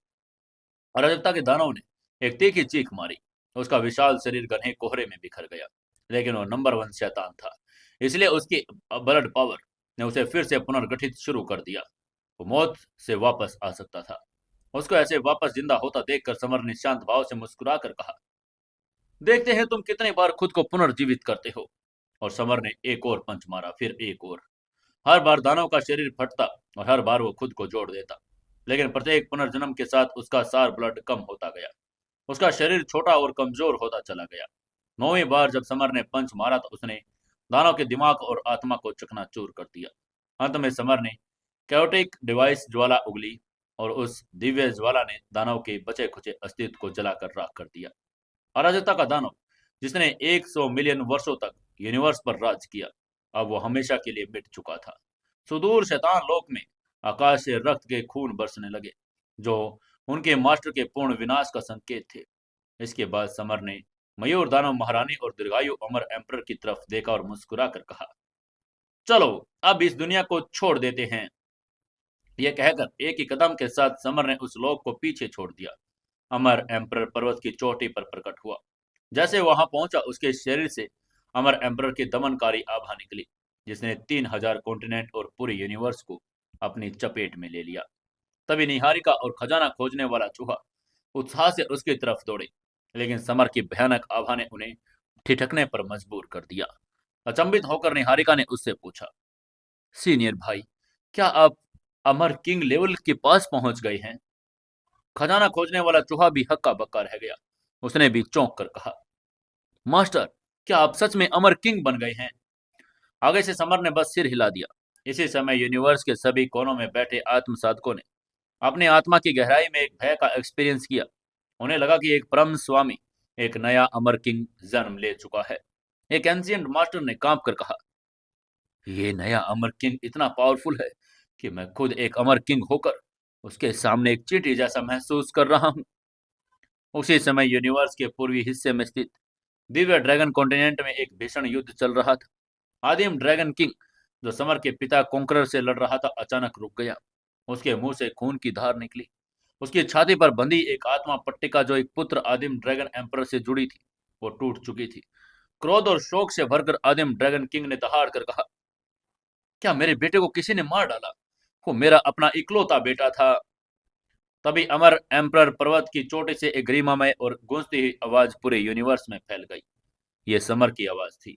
यूनिवर्स के बुद्धिमान मास्टरों ने स्थिति को समझकर उसने कहा, नए अमर किंग ने आदिम ड्रैगन एम्परर को मार डाला है। अब एक महायुद्ध होने वाला है। यह नीति द्वारा निर्धारित युद्ध था। समर और आदिम ड्रैगन किंग के बीच लाइफ और डेथ फाइट होने वाली थी। अमर एम्परर पर्वत से समर ने अपनी दिव्य दृष्टि से खरबों किलोमीटर दूर देखा। उसने देखा कि आदिम ड्रैगन किंग ने 10,000 ड्रैगन वाली दिव्य तलवार निकाल ली। ये एक अमर किंग का हथियार था, जो हजारों दिव्य ड्रैगनों की हड्डियों और मोतियों से बना हुआ था। तलवार का वार सीधा समर के पापा कोंकरर पर लगा, जिससे उनके शरीर पर एक गहरा घाव हो गया। यह देखकर समर का चेहरा सख्त हो गया। उसने अपने साथियों से कहा, मैं आदिम ड्रैगन किंग से मिलने के लिए दिव्य ड्रैगन कॉन्टिनेंट जा रहा हूं। आप लोग यही मेरा इंतजार कीजिए। मैं वापस आकर आप लोगों से यही मिलता हूं। तभी मयूर दानव महारानी ने उसे आग्रह करके कहा, समर, मैं तुम्हारे साथ चलूंगी। आदिम ड्रैगन किंग खतरनाक है। उसके पास कई सबऑर्डिनेट हैं। मैं उन्हें तुम्हारे साथ रोकने में मदद कर सकती हूँ। समर ने सहमति में सिर हिलाया। अपनी उंगली से डायमेंशन को चीर दिया। वो अब स्पेस और समय के लोच से परे थे। इसके बाद समर, मयूर दानव महारानी, दीर्घायु अमर एम्परर, लिंगर और खजाना खोजने वाला चूहा सभी पल भर में दिव्य ड्रैगन कॉन्टिनेंट पहुंच गए। दिव्य ड्रैगन महाद्वीप में आदिम ड्रैगन किंग ने अपनी पूरी शक्ति लगा दी। उसने बड़बड़ा कर कहा, 10,000 ड्रैगन व्यू रचना। उसने एंशिएंट मंत्र का जाप किया। लाखों साल पहले मरे हुए ड्रैगन की हड्डियों से बनी एक विशाल व्यू रचना एक्टिवेट की। इसने आकाश और पृथ्वी को जकड़ लिया और golden conqueror third master Narendra Bhardwaj को अपने भीतर कैद कर लिया। इसके बाद आदिम ड्रैगन किंग ने अपनी 10,000 ड्रैगन वाली दिव्य तलवार को हवा में घुमा दिया। तलवार की चमक से दुनिया रोशन हो गई। वो सीधे कॉन्करर की सिर काटने के लिए आगे बढ़ गई। ये देखकर कॉन्करर का चेहरा पीला पड़ गया। वो व्यू रचना में फंसा हुआ था। उसके पास इस हमले से बचने का कोई रास्ता नहीं था। उसको अब अपनी मौत निश्चित लग रही थी। लेकिन ठीक उसी नाजुक पल में स्पेस में दो बर्फीली सफेद उंगलियां निकली। एक तेज धातु की आवाज गूंजी। उन दो उंगलियों ने उस भयानक तलवार को ऐसे पकड़ लिया जैसे वो कोई तिनका हो। वो तलवार, जो आकाश और पृथ्वी को काट सकती थी, वो अब उन उंगलियों के बीच से स्थिर थी। सभी देखने वाले स्तब्ध रह गए। किसी ने हैरान होकर कहा, अमर किंग का हथियार सिर्फ दो उंगलियों से रोक लिया गया। आखिर ये है कौन? धूल छंटी और वहां समर खड़ा था, शांत और अविचल। उसने हल्के मुस्कान के साथ कहा, क्या ये 10,000 ड्रैगन वाली दिव्य तलवार है? ये तो बहुत ही बेकार है। ये कहते हुए समर ने अपनी उंगलियां झटकी और तलवार को पीछे की तरफ उड़ा दिया।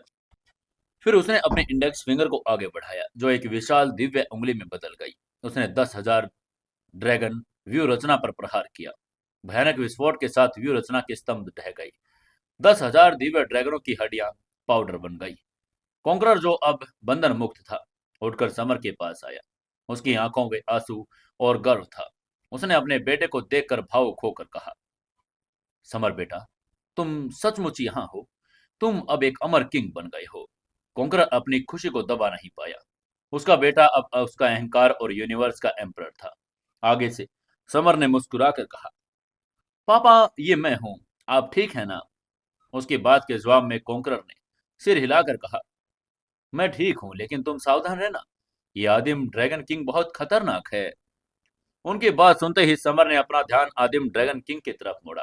किंग के चेहरे पर अब क्रोध, घृणा और क्रूरता का मिश्रण था। तभी ड्रैगन किंग ने ठंडी आवाज में समर को देखकर कहा, ओह, अच्छा तो तुम हो समर। तुमने आदिम अमर एम्परर की विरासत प्राप्त की, लेकिन आज मैं तुम्हें मार डालूंगा। अपने बेटे का बदला लूंगा। समर ने उसकी धमकी पर कोई रिएक्ट नहीं दिया।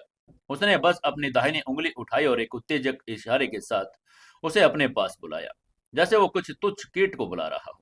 उसने बेहद शांत और आधिकारिक स्वर में अनाउंसमेंट करके कहा, आओ और अपनी मौत का सामना करो। पूरा यूनिवर्स उस क्षण थम गया। 8,000 कॉन्टिनेंट की निगाह उस दृश्य पर टिकी थी। एक तरफ पुराना दिग्गज आदिम ड्रैगन किंग और दूसरी तरफ एक नया एम्परर अमर किंग समर। वहीं उधर उनसे दूर साउथ में दानव कॉन्टिनेंट पर परम दानव एम्परर का चेहरा भय से पीला पड़ गया था। उसने समर और ड्रैगन सम्राट की शक्तियों को महसूस किया। तभी उसके बगल में बैठी साउथ एरिया की दानव महारानी ने उससे चिंतित होकर कहा, ग्रेट दानव एम्परर, आपने 11 कुत्ते के पूर्वज और संतों के पूर्वज को कैद कर रखा है। वो समर के करीबी दोस्त हैं। अगर समर ड्रैगन किंग से जीत गया और यहाँ आया तो हमारा क्या होगा? उसकी बात सुनते ही दानव एम्परर ने घबराहट में अपनी भौहें चढ़ाई और ऑर्डर देकर कहा, दानव महारानी, आप कियारा के करीब रही हैं। तुरंत जाएं और उससे दोस्ती पक्की करें। उसे मनाएं। अगर समर जीतता है तो हम उसे दोषी मनाते हैं, तो यह हमारा अंत निश्चित है। इसके दूसरी तरफ नॉर्थ वीरान एरिया में हवाओं में एक अजीब सी बेचैनी थी। यहाँ के शासक नॉर्थ डेसोलेशन बैटलिंग एम्परर ने अपने बॉर्डर में घुसपैठ करने वाली पायल, नन्हे सिमू और जिया को कैद कर लिया था। उसे लगा कि एक नॉर्मल शिकार है, लेकिन जब उसने उसकी पहचान का आभास किया तो उसके चेहरे का रंग उड़ गया। उनको यह नहीं पता था कि उन्होंने अनजाने में यूनिवर्स के नए मास्टर अमर किंग समर के परिवार को हाथ लगा दिया। नॉर्थ डेसोलेशन मोनार्क का यह माथा चिंता में सिकुड़ गया था। भयभीत होकर उसने तुरंत अपनी रणनीति बदल ली। उसने अपने बेटे को ऑर्डर देकर कहा, बेटी जाओ, पायल के पास जाओ, उसे सबसे उत्तम भोजन परोसो, उससे दोस्ती करो। वो जानता था कि अगर समर वहां आया तो उसका एम्परर राख में मिल जाएगा। वहीं दूसरी तरफ दिव्य ड्रैगन महाद्वीप के ऊपर डायमेंशन में एक ऐसा द्वंद्व छिपा था जो इतिहास बदलने वाला था। समर और आदिम ड्रैगन किंग आमने सामने थे। तभी समर ने अपने शरीर में अमर किंग लो महान दावों की उपस्थिति और अराजक पावर को एक्टिवेट कर दिया। उसकी एनर्जी इतनी प्रचंड थी, उसने आकाश को ढक लिया और सूर्य के प्रकाश को भी ब्लॉक कर दिया। आदिम ड्रैगन किंग जानता था कि यह एक असंभव लड़ाई थी। आदिम अमर किंग की उत्पत्ति प्राप्त करने के बाद समर अजय हो चुका था। जीतने का सिर्फ एक रास्ता था, अपने पिछले जीवन की पूरी पावर को क्षण के लिए वापस लाना। ड्रैगन किंग ने चिल्लाकर कहा, सार ब्लड को जलाओ, यादों को जगाओ और मेरे अमर किंग के मूल उत्साह को वापस लाओ। उसने अपने शरीर और सार ब्लड और 10,000 दिव्य ड्रैगन हड्डियों को जला दिया। उस तेज एनर्जी के समय और स्थान के लो को तोड़ दिया। 2 घंटे सिर्फ उनके पास थे समर को मारने के लिए, अन्यथा उसका अंत निश्चित था। उसने 9 दिव्य ड्रैगन फिस्ट से वार किया। 9 विशाल ड्रैगन उसकी फिस्ट से निकलने और समर की तरफ लपके। वहीं समर की आंखों में शांति थी। उसने अपनी फिस्ट उठाई और चिल्लाकर कहा, फिस्ट आकाश को पृथ्वी से अलग करती है। यह कहते हुए उसके पीछे असली ड्रैगन फिनिक्स और एंशियंट देवीय जानवर प्रकट हुए। जैसे ही वो दोनों फिस्ट आपस में टकराई, जिसे पूरे यूनिवर्स में एक दरार आ गई। ये टक्कर इतनी भयानक थी कि लगा कि इस यूनिवर्स ही ढह जाएगा। धूल छटने पर जो दृश्य दिखा उसने सभी को स्तब्ध कर दिया। आदिम ड्रैगन किंग के मुंह से खून गिर रहा था। वो एक कदम पीछे हट गया था, जबकि उसकी 9 ड्रैगन फिस्ट चकनाचूर हो चुकी थी। तभी समर ने व्यंग्यापूर्ण मुस्कान के साथ कहा, ओह आदिम ड्रैगन किंग, तुम्हें खुद पर गर्व होना चाहिए कि तुम मेरे पंच आकाश और पृथ्वी को अलग करने वाले को रोककर भी जिंदा हो। ये एक ऐसा कारनामा है जो तुम्हें इतिहास में फेमस कर देगा। उसकी बात सुनकर अपमान की आग में जलकर ड्रैगन किंग ने दहाड़ मारी। वो अपने मानव रूप को त्याग कर अपने मूल रूप में आ गया। ये खरबों मीटर लंबा विशाल का एक गोल्डन ड्रैगन जो पूरे अमर वर्ल्ड में फैला हुआ था। ड्रैगन किंग ने चिल्लाकर कहा, मैं तुम्हें कुचल दूंगा। ये कहते हुए उसने ड्रैगन किंग ग्रहों और तारों को अपनी पूंछ में समेट लिया और उसने लाखों उल्कापिंडों को समर की तरफ फेंका। लेकिन आगे से समर ने कोई हमला नहीं किया। वो सिर्फ शून्य में पालथी मारकर बैठ गया। उसने अपनी आंखें बंद कर ली और अपने हाथों से एक मुद्रा बनाई। वो लड़ नहीं रहा था, वो सृजन कर रहा था। उसके भीतर एक नया यूनिवर्स आकार ले रहा था, अराजकता का यूनिवर्स। जब ड्रैगन किंग द्वारा फेंके गए लाखों ग्रह समर के पास पहुंचे तो वे टकराने के बजाय उसके नए बनाए यूनिवर्स में विलीन हो गए। समर का यूनिवर्स एक अथाह गड्ढे की तरफ सब कुछ निकल रहा था। समर ने अपने मन में यूनिवर्स के संतुलन को समझा। जैसे 5 एलिमेंट एक दूसरे को जन्म देते हैं, जल लकड़ी को, लकड़ी अग्नि को, वैसे ही यूनिवर्स को संतुलन के लिए विनाश की भी आवश्यकता होती है। तभी ड्रैगन किंग ने चिल्लाकर कहा, समर, तुम यूनिवर्स को नष्ट करके दुनिया बनाना चाहते हो। मैं तुम्हें ऐसा करने नहीं दूंगा। यह कहकर उसने अपनी विशाल पूंछ से प्रहार कर दिया। तभी समर ने धीरे से अपनी आंखें खोली और शांत भाव से मुस्कुराकर कहा, आदिम ड्रैगन किंग, तुम्हारा बहुत बहुत धन्यवाद। तुम्हारा द्वारा भेजे गए ग्रहों और पावर ने मेरे यूनिवर्स को पूर्ण कर दिया। अब प्रतिफल का समय है। तभी समर के सिर के ऊपर एक विशाल यूनिवर्स ब्लैक होल प्रकट हुआ। जिस तरह ब्लैक होल प्रकाश और पदार्थ को निकलकर यूनिवर्स को संतुलित करता है, उसी तरह समर के ब्लैक होल में एक भयानक वैक्यूम बल पैदा किया।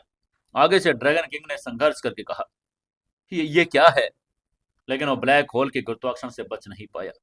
एक ही झटके में आदिम ड्रैगन किंग का विशाल शरीर समर के अराजक यूनिवर्स में खींच लिया गया। समर ने उसे दो हिस्सों में चीर दिया, उसकी पूरी एनर्जी को अपने भीतर समाहित कर लिया। यूनिवर्स का सबसे पावरफुल दुश्मन अब समर का हिस्सा बन चुका था। समर के जीत के साथ ये युद्ध समाप्त हो गया। इसके बाद समर ने ड्रैगन सम्राट की हड्डियों का इस्तेमाल करके अपने पुराने साथी फायर ड्रैगन और नई अपनी पावरफुल बॉडी प्रदान की। इसके बाद समर मुस्कुराया और अपने पापा कोंकरर की तरफ मुड़ा। उसने अपने पापा के पास जाकर कहा, पापा, चलिए माँ को ढूंढते हैं। इसके बाद वो दोनों एक दिव्य ड्रैगन महल में पहुंचे। वहां एक ब्लॉकिंग के पीछे एक अत्यंत सुंदर महिला कैद थी। ये फायर फिनिक्स समर की माँ थी। समर ने केवल एक उंगली उठाई और महल के कारावास तंत्र को चकनाचूर कर दिया, जिससे तुरंत बाद कोंकरर दौड़कर अंदर गया। वर्षों के वियोग के बाद फायर फिनिक्स और कोंकरर एक दूसरे के गले मिले। उनकी आंखों में आंसू बह रहे थे। तभी कोंकरर ने समर की आंखों की तरफ इशारा करके कहा, फिनिक्स, ये बेटा हमारा समर है। ये अमर किंग बन गया और इसने अभी अभी आदिम ड्रैगन किंग को मार डाला है। समर भी अपने माँ के पास पहुंच गया। फायर फिनिक्स ने कांपते हाथों से अपने बेटे के स्पर्श किया, जिसे अपने नन्हे शिशु के रूप में छोड़ा गया था, जो अब यूनिवर्स का मास्टर बन गया। दोनों माँ बेटे एक दूसरे की आंखों में भावुक होकर देख रहे थे। वो पूरा दिन ऐसे ही परिवार के मिलन से निकल गया। अगले दिन एक नई सुबह हुई। आदिम ड्रैगन किंग का आतंक समाप्त हो चुका था। पूरे यूनिवर्स से अमर सेक्ट हेड और एंशियंट पावर समर को बधाई देने के लिए दिव्य ड्रैगन कॉन्टिनेंट के बाहर कतार में खड़े थे। लेकिन समर के पास अभी उनसे मिलने का समय नहीं था। उसके अभी बहुत काम बाकी थे। तभी कोंकरर ने भीड़ जमा देखकर समर से पूछा, समर बेटा, ये लोग क्या कर रहे हैं? आगे से समर ने मुस्कुरा कर कहा, पापा, आप इनसे जैसे चाहे निपटे, मुझे जाना होगा। मैं साउथ एरिया और नॉर्थ ईरान कॉन्टिनेंट जा रहा हूँ। मुझे वहां कुछ काम है। उसकी आंखों में नई चमक थी। उसने अपने दोस्तों कियारा, नन्ही पायल, सिमू और जिया को बचाना था। उसने हवा में एक कदम बढ़ाया और अगले ही पल वो साउथ एरिया के आकाश में था। जैसे वो वहां पहुंचा, उसने अपने अमर किंग के आभा को मुक्त कर दिया। उस प्रचंड पावर के सामने साउथ एरिया के सभी दानव और जानवर भैंसे कांपकर घुटनों के बल गिर पड़े। किंग का आगमन हो चुका था। उसको महसूस करते ही साउथ एरिया के दानव एम्परर और उनकी पत्नी अपने महल के बाहर निकले। उनके चेहरे पर भय तो पीले पड़ गए थे, शरीर भी कांप रहे थे। अभी कुछ पल पहले ही उन्होंने अपनी आंखों से वो दृश्य देखा जो इतिहास में दर्ज हो चुका था। समर ने आदिम ड्रैगन किंग को मारकर उसकी पावर को अपने भीतर समाहित कर लिया था। दानव एम्परर, जो एक हरे रंग का चोगा पहने हुए था, अपनी क्रूरता के लिए विख्यात था और एक भीगी बिल्ली के समान प्रतीत हो रहा था। उसने समर के सामने घुटने टेक दिए और कांपते स्वर में कहा, हाइनेस, अमर किंग को मेरा प्रणाम। समर ने एक ठंडी बहती हुई मुस्कान के साथ उसकी तरफ देखा। उसकी आवाज में बर्फ जैसी ठंडक थी। उसने पूछा, क्या तुमने मेरी पत्नी कियारा और काले पीले और आकाश पक्षी सांप को कैद किया है? उसकी बात सुनते ही दानव एम्परर का पसीना छूट गया। उसने गिड़गिड़ाकर कहा, हाइनेस अमर किंग, वो मेरे पास हैं, लेकिन मैंने उन्हें कोई कष्ट नहीं दिया। मैंने उनके साथ स्पेशल व्यवहार किया है। आप खुद उनसे पूछ सकते हैं। ये कहकर उसने अपनी पत्नी को इशारा किया। दानव महारानी तुरंत भागी और कुछ ही पलों में कियारा दोनों दिव्य अमर जानवरों के साथ वापस आई। समर की नजर जैसे ही कियारा पर पड़ी, उसकी आंखों में भरी अमर किंग की कठोरता पिघल गई। प्रेम का सागर उमड़ आया। वो तुरंत उसके पास गया और कोमलता से पूछा, हनी, क्या तुम ठीक हो? कियारा ने मुस्कुराकर कहा, मैं ठीक हूँ। साउथ एरिया की महारानी ने हमारा बहुत ख्याल रखा है। उसकी बात सुनकर समर ने राहत की सांस ली। उसने दानव एम्परर की तरफ देखा और कहा, तुम्हारी पत्नी की दयालुता और मेरी पत्नी के सम्मान के कारण आज मैं तुम्हें जीवन दान दे रहा हूँ। उसकी बात सुनते ही दानव एम्परर ने राहत की सांस ली, बार बार सिर झुकाया। वो जानता था कि अमर किंग की एक उंगली ही उसे राख में बदलने के लिए काफी थी। इसके बाद वो समर ने कियारा और दोनों दिव्य जानवरों से कहा, चलो अब नॉर्थ एरिया में चलते हैं। ये कहकर समर ने कियारा दोनों जानवरों के साथ स्पेस को चीर दिया। अमर किंग के लिए दूरी कोई अर्थ नहीं थी। एक पल पहले वो साउथ में थे और दूसरे ही पल वो नॉर्थ में। ये दृश्य देखकर समर की भौहें तन गई, लेकिन फिर एक मुस्कान उसके होठों पर खिल गई। वहां का emperor north desolation battling emperor अपने सम्मान और अहंकार को त्याग कर जमीन पर एक घोड़े की तरह रेंग रहा था। उसकी पीठ पर कोई और नहीं बल्कि समर की नन्ही बेटी नन्ही सिमू सवार थी। हाय हाय, नन्ही सिमू उसकी पीठ पर थपथपा रही थी, खिलखिला रही थी। पास ही पायल और जिया खड़ी मुस्कुरा रही थी। यह दृश्य किसी नॉर्मल आत्म साधक के लिए अकल्पनीय था। एक हाफ अमर एम्परर एक छोटी बच्ची का घोड़ा बना है, लेकिन एम्परर जानता था कि उसकी जान बचाने का एकमात्र तरीका था। तभी नन्ही सिमू ने खुशी से चिल्लाकर कहा, ओह, पापा आ गए हैं। अपने पापा को देखते ही नन्ही सिमू खुशी से उछल पड़ी और दौड़कर समर की गोद में आ गई। वहां नॉर्थ एम्परर ने तुरंत मानवी का रूप ले लिया। समर के घुटने सामने टेक दिए और सम्मान के साथ कहा, हे परम पूज्य अमर किंग, प्लीज मेरी अज्ञानता के लिए मुझे क्षमा करें। आगे से समर ने अपनी बेटी को चूमकर शांत भाव से कहा, नॉर्थ वीरान जगह के एम्परर, क्योंकि तुम मेरी बेटी की सवारी बनकर उसे खुश कर सके, इसलिए मैं तुम्हें आज जिंदा रहने दे रहा हूँ। अब से मेरी नजरों से दूर रहो। उसकी बात सुनकर एम्परर ने कृतज्ञता से सिर झुकाया। उसे और उसके वंश को जीवन दान मिल चुका था। इसके बाद समर अपने पूरे परिवार के साथ दिव्य ड्रैगन महाद्वीप लौटा। वहां कॉन्करर और फायर फिनिक्स ने अपने बेटे और बहुओं का स्वागत किया। फायर फिनिक्स तो अपनी पोती नन्ही सिमू को गोद में उतारने को तैयार नहीं थी। अब यूनिवर्स के टॉप पर समर था। अमर लोग, संत लोग, पृथ्वी और अब उनके कदमों में थे। ऐसे ही वो खुशी खुशी दिन बीत रहे थे। कुछ दिनों बाद पायल ने समर के कंधे पर सिर रखकर कहा, समर, अब तुम समर से अमर किंग हो। मैं पृथ्वी पर जाकर अपनी बहन से मिलना चाहती हूँ। बहुत समय हो गया है। तभी कियारा ने हामी भरकर कहा, हनी, मुझे भी अपने माता पिता और कंपनी के लोगों की याद आ रही है। उन दोनों की बात सुनकर समर ने मुस्कुराकर कहा, चलो मैं तुम्हें घर लेकर चलता हूँ। ये कहते हुए उसने अपनी इंडेक्स फिंगर उठाई और डायमेंशंस के बीच दीवार को चीर दिया, जिससे एक पोर्टल खुल गया और वो सभी पृथ्वी की तरफ चल पड़े। जब वो पृथ्वी पर उतरे तो समय का एक क्रूर सत्य उनके सामने आया। समर और उसकी पत्नी आत्म साधक थी, इसलिए उन पर कोई और असर नहीं हुआ। वे अब यंग और सुंदर थी। उनकी जिंदगी के कुछ दिन ही बीते थे, लेकिन पृथ्वी पर 50 साल बीत चुके थे। अमर लोक और संत लोक का एक दिन बीतता था, पृथ्वी पर एक महीना बीत जाता। ये सीधा अग्रवाल इंडस्ट्री पहुंचे। अग्रवाल इंडस्ट्री अब दुनिया की सबसे बड़ी कंपनियों में से एक थी। इसके टॉप पर दो महिलाएं विराजमान थी, ईरा महाजन और प्राची देसाई। ये दोनों अब 70 के दशक में थी। उनके बाल चांदी की तरह सफेद हो चुके थे और चेहरे पर समय की लकीरें थी। उन्होंने कभी शादी नहीं की उन्होंने अपना पूरा जीवन समर की याद में और उसकी कंपनी को बनाने में लगा दिया। ऑफिस के अंदर वो दोनों एक गंभीर चर्चा कर रही थी, लेकिन उनकी नजर बार बार उस खाली कुर्सी की तरफ जा रही थी जो 50 सालों से खाली थी, और ये समर की कुर्सी थी। तभी अचानक उनके ऑफिस का दरवाजा खुला। ईरा और प्राची ने सिर उठाया। उनकी बूढ़ी आंखों ने जो देखा उस पर विश्वास नहीं हो रहा था। वही चेहरा, वही मुस्कान जिसे वे हर रात सपने में देखती रही, उनकी आंखों के सामने समर खड़ा था। समर को देखते ही इरा कांप कर अपनी कुर्सी से उठी। उसने अपनी झुर्रियों वाली उंगलियों के बीच चश्मा ठीक किया, कांपती आवाज में कहा, समर, समर, ये क्या सचमुच तुम हो? उसकी आवाज टूट रही थी। समर ने धीरे से सिर हिलाया और आगे बढ़ा। उसने हल्के से मुस्कुराकर कहा, हाँ हाँ, मैं समर ही हूँ। मैं तुमसे मिलने वापस आया हूँ। उसकी बात सुनकर ये सुनते ही दोनों वृद्ध महिलाओं का संयम टूट गया। 50 साल का इंतजार, अकेलापन और त्याग आंसुओं के रूप में बह निकला और लड़खड़ाकर उनकी तरफ बढ़ गई। लेकिन समर के पास पहुंचने से ठीक पहले प्राची रुक गई। उसने अपने हाथों से अपना चेहरा ढक लिया। उसने सिसक कर कहा, नहीं नहीं समर, मेरी तरफ मत देखो। मैं नहीं चाहती कि तुम मुझे इस बुढ़ापे और बदसूरत हालात में देखो। अब मैं वो नहीं रही। प्राची की बात खत्म होते ही इरा ने अपना चेहरा फेर लिया। और समर की यादों में अपनी जवान लड़कियां रहना चाहती थी, और वे अब बूढ़ी महिलाएं बन चुकी थी। उनकी बातें सुनकर समर का दिल भर आया। उसने आगे बढ़कर प्राची के सफेद बालों की कोमलता को स्पर्श किया। उसने अत्यंत प्रेम और सम्मान के साथ कहा, प्राची, तुम हमेशा से मेरे दिल में सबसे खूबसूरत लड़की रहोगी। समय मेरे लिए मायने नहीं रखता। उसकी बात सुनकर प्राची ने धीरे से कहा, समर, और ये कहकर वो फूट फूट कर रोने लगी। उसका सिर समर के सीने पर था।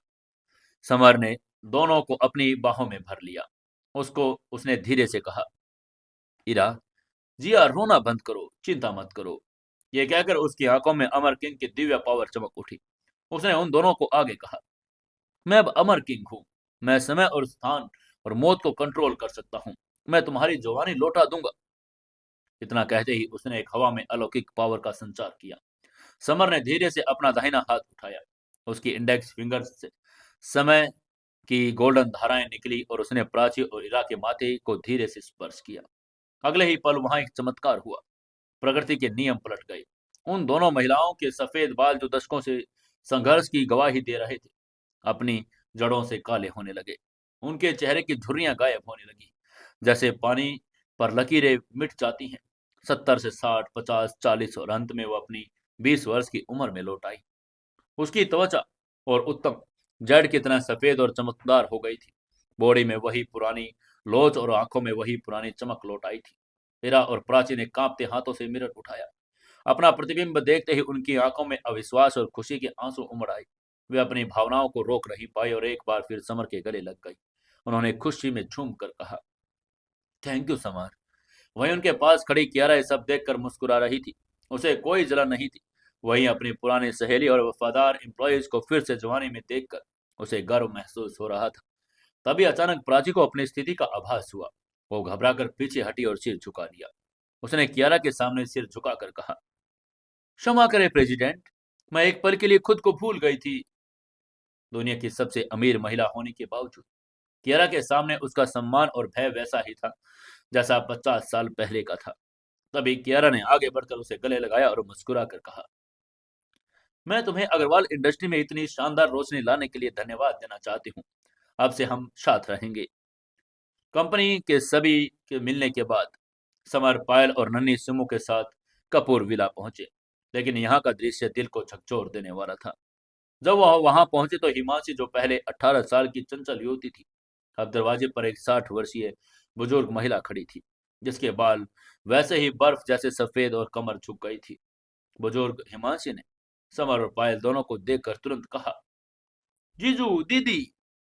उन दोनों को देखते ही हिमांशी फूट फूट कर रोने लगी।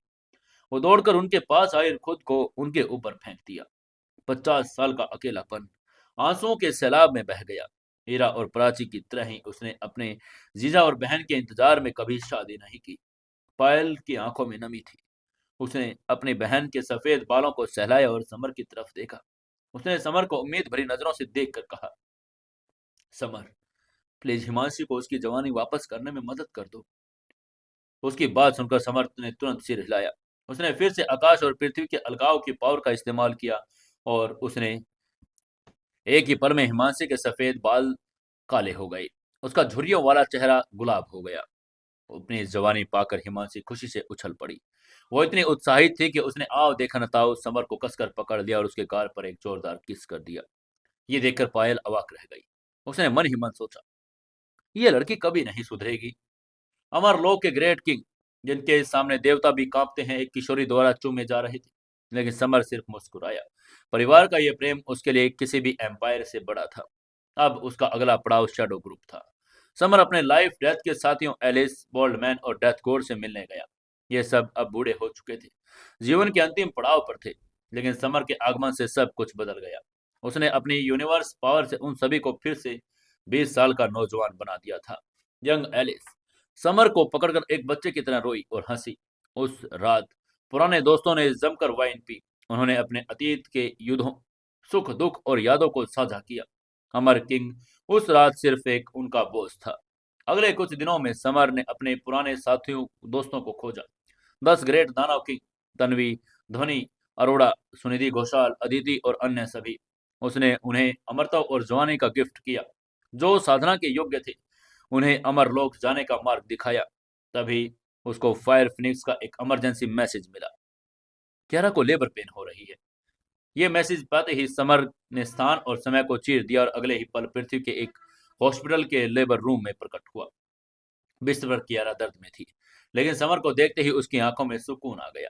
उसने थोड़ा घबरा कर कहा, जान, बच्चा जल्द ही आने वाला है, मुझे डर लग रहा है। समर ने उसका हाथ अपने हाथों में लिया और माथे को प्यार से चूम कर कहा, हनी, डरो मत, मैं तुम्हारे साथ हूं।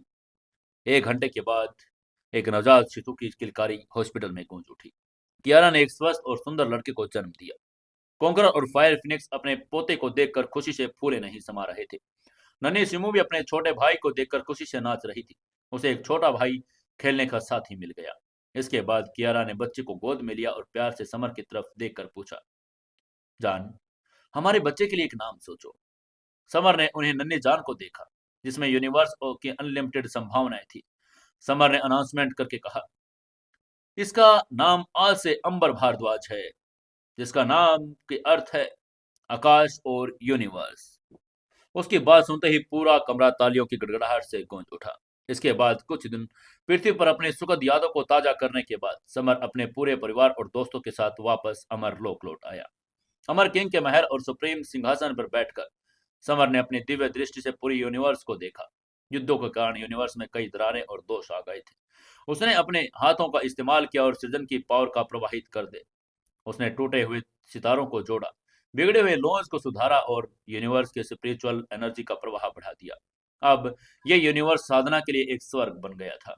समर अब अकेला नहीं, उसके पास शासन करने के लिए वफादार सहयोगी मयूर दानव महारानी दीर्घायु अमर empire fire dragon dark knight emperor, उसके पुराने साथी महल के अंदर। अब वहां सिर्फ खुशियां ही खुशियां थी।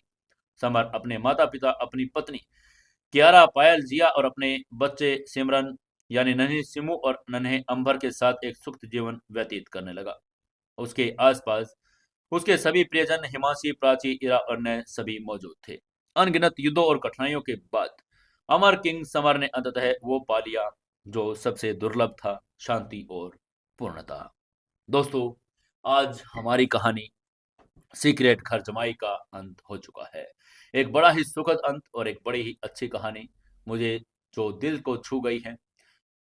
अगर आप लोगों को भी ये पूरी कहानी अच्छी लगी है तो आज कमेंट सभी के सभी दोस्त जरूर करेंगे और इस पूरी कहानी के लिए अपनी प्रतिक्रिया जरूर देंगे। कमेंट करके बताएंगे कि ये पूरी कहानी आपको कैसी लगी है। दोस्तों, इसी के साथ 1-2 दिन में हमारी एक और नई कहानी शुरू हो जाएगी। पहले हम आपको लव हैकर का पूरा एपिसोड देंगे। लव हैकर कल या परसों 17 तारीख से हमारी लव हैकर भी शुरू होकर जल्द ही उसको पूरा करके हम एक नई कहानी और आपको देंगे। तो आप लोग चैनल के साथ इसी तरीके से और इसी प्यार के साथ जुड़े रहिए। हर रोज आपको और भी नई नई कहानियां सुनने को मिलती रहेगी।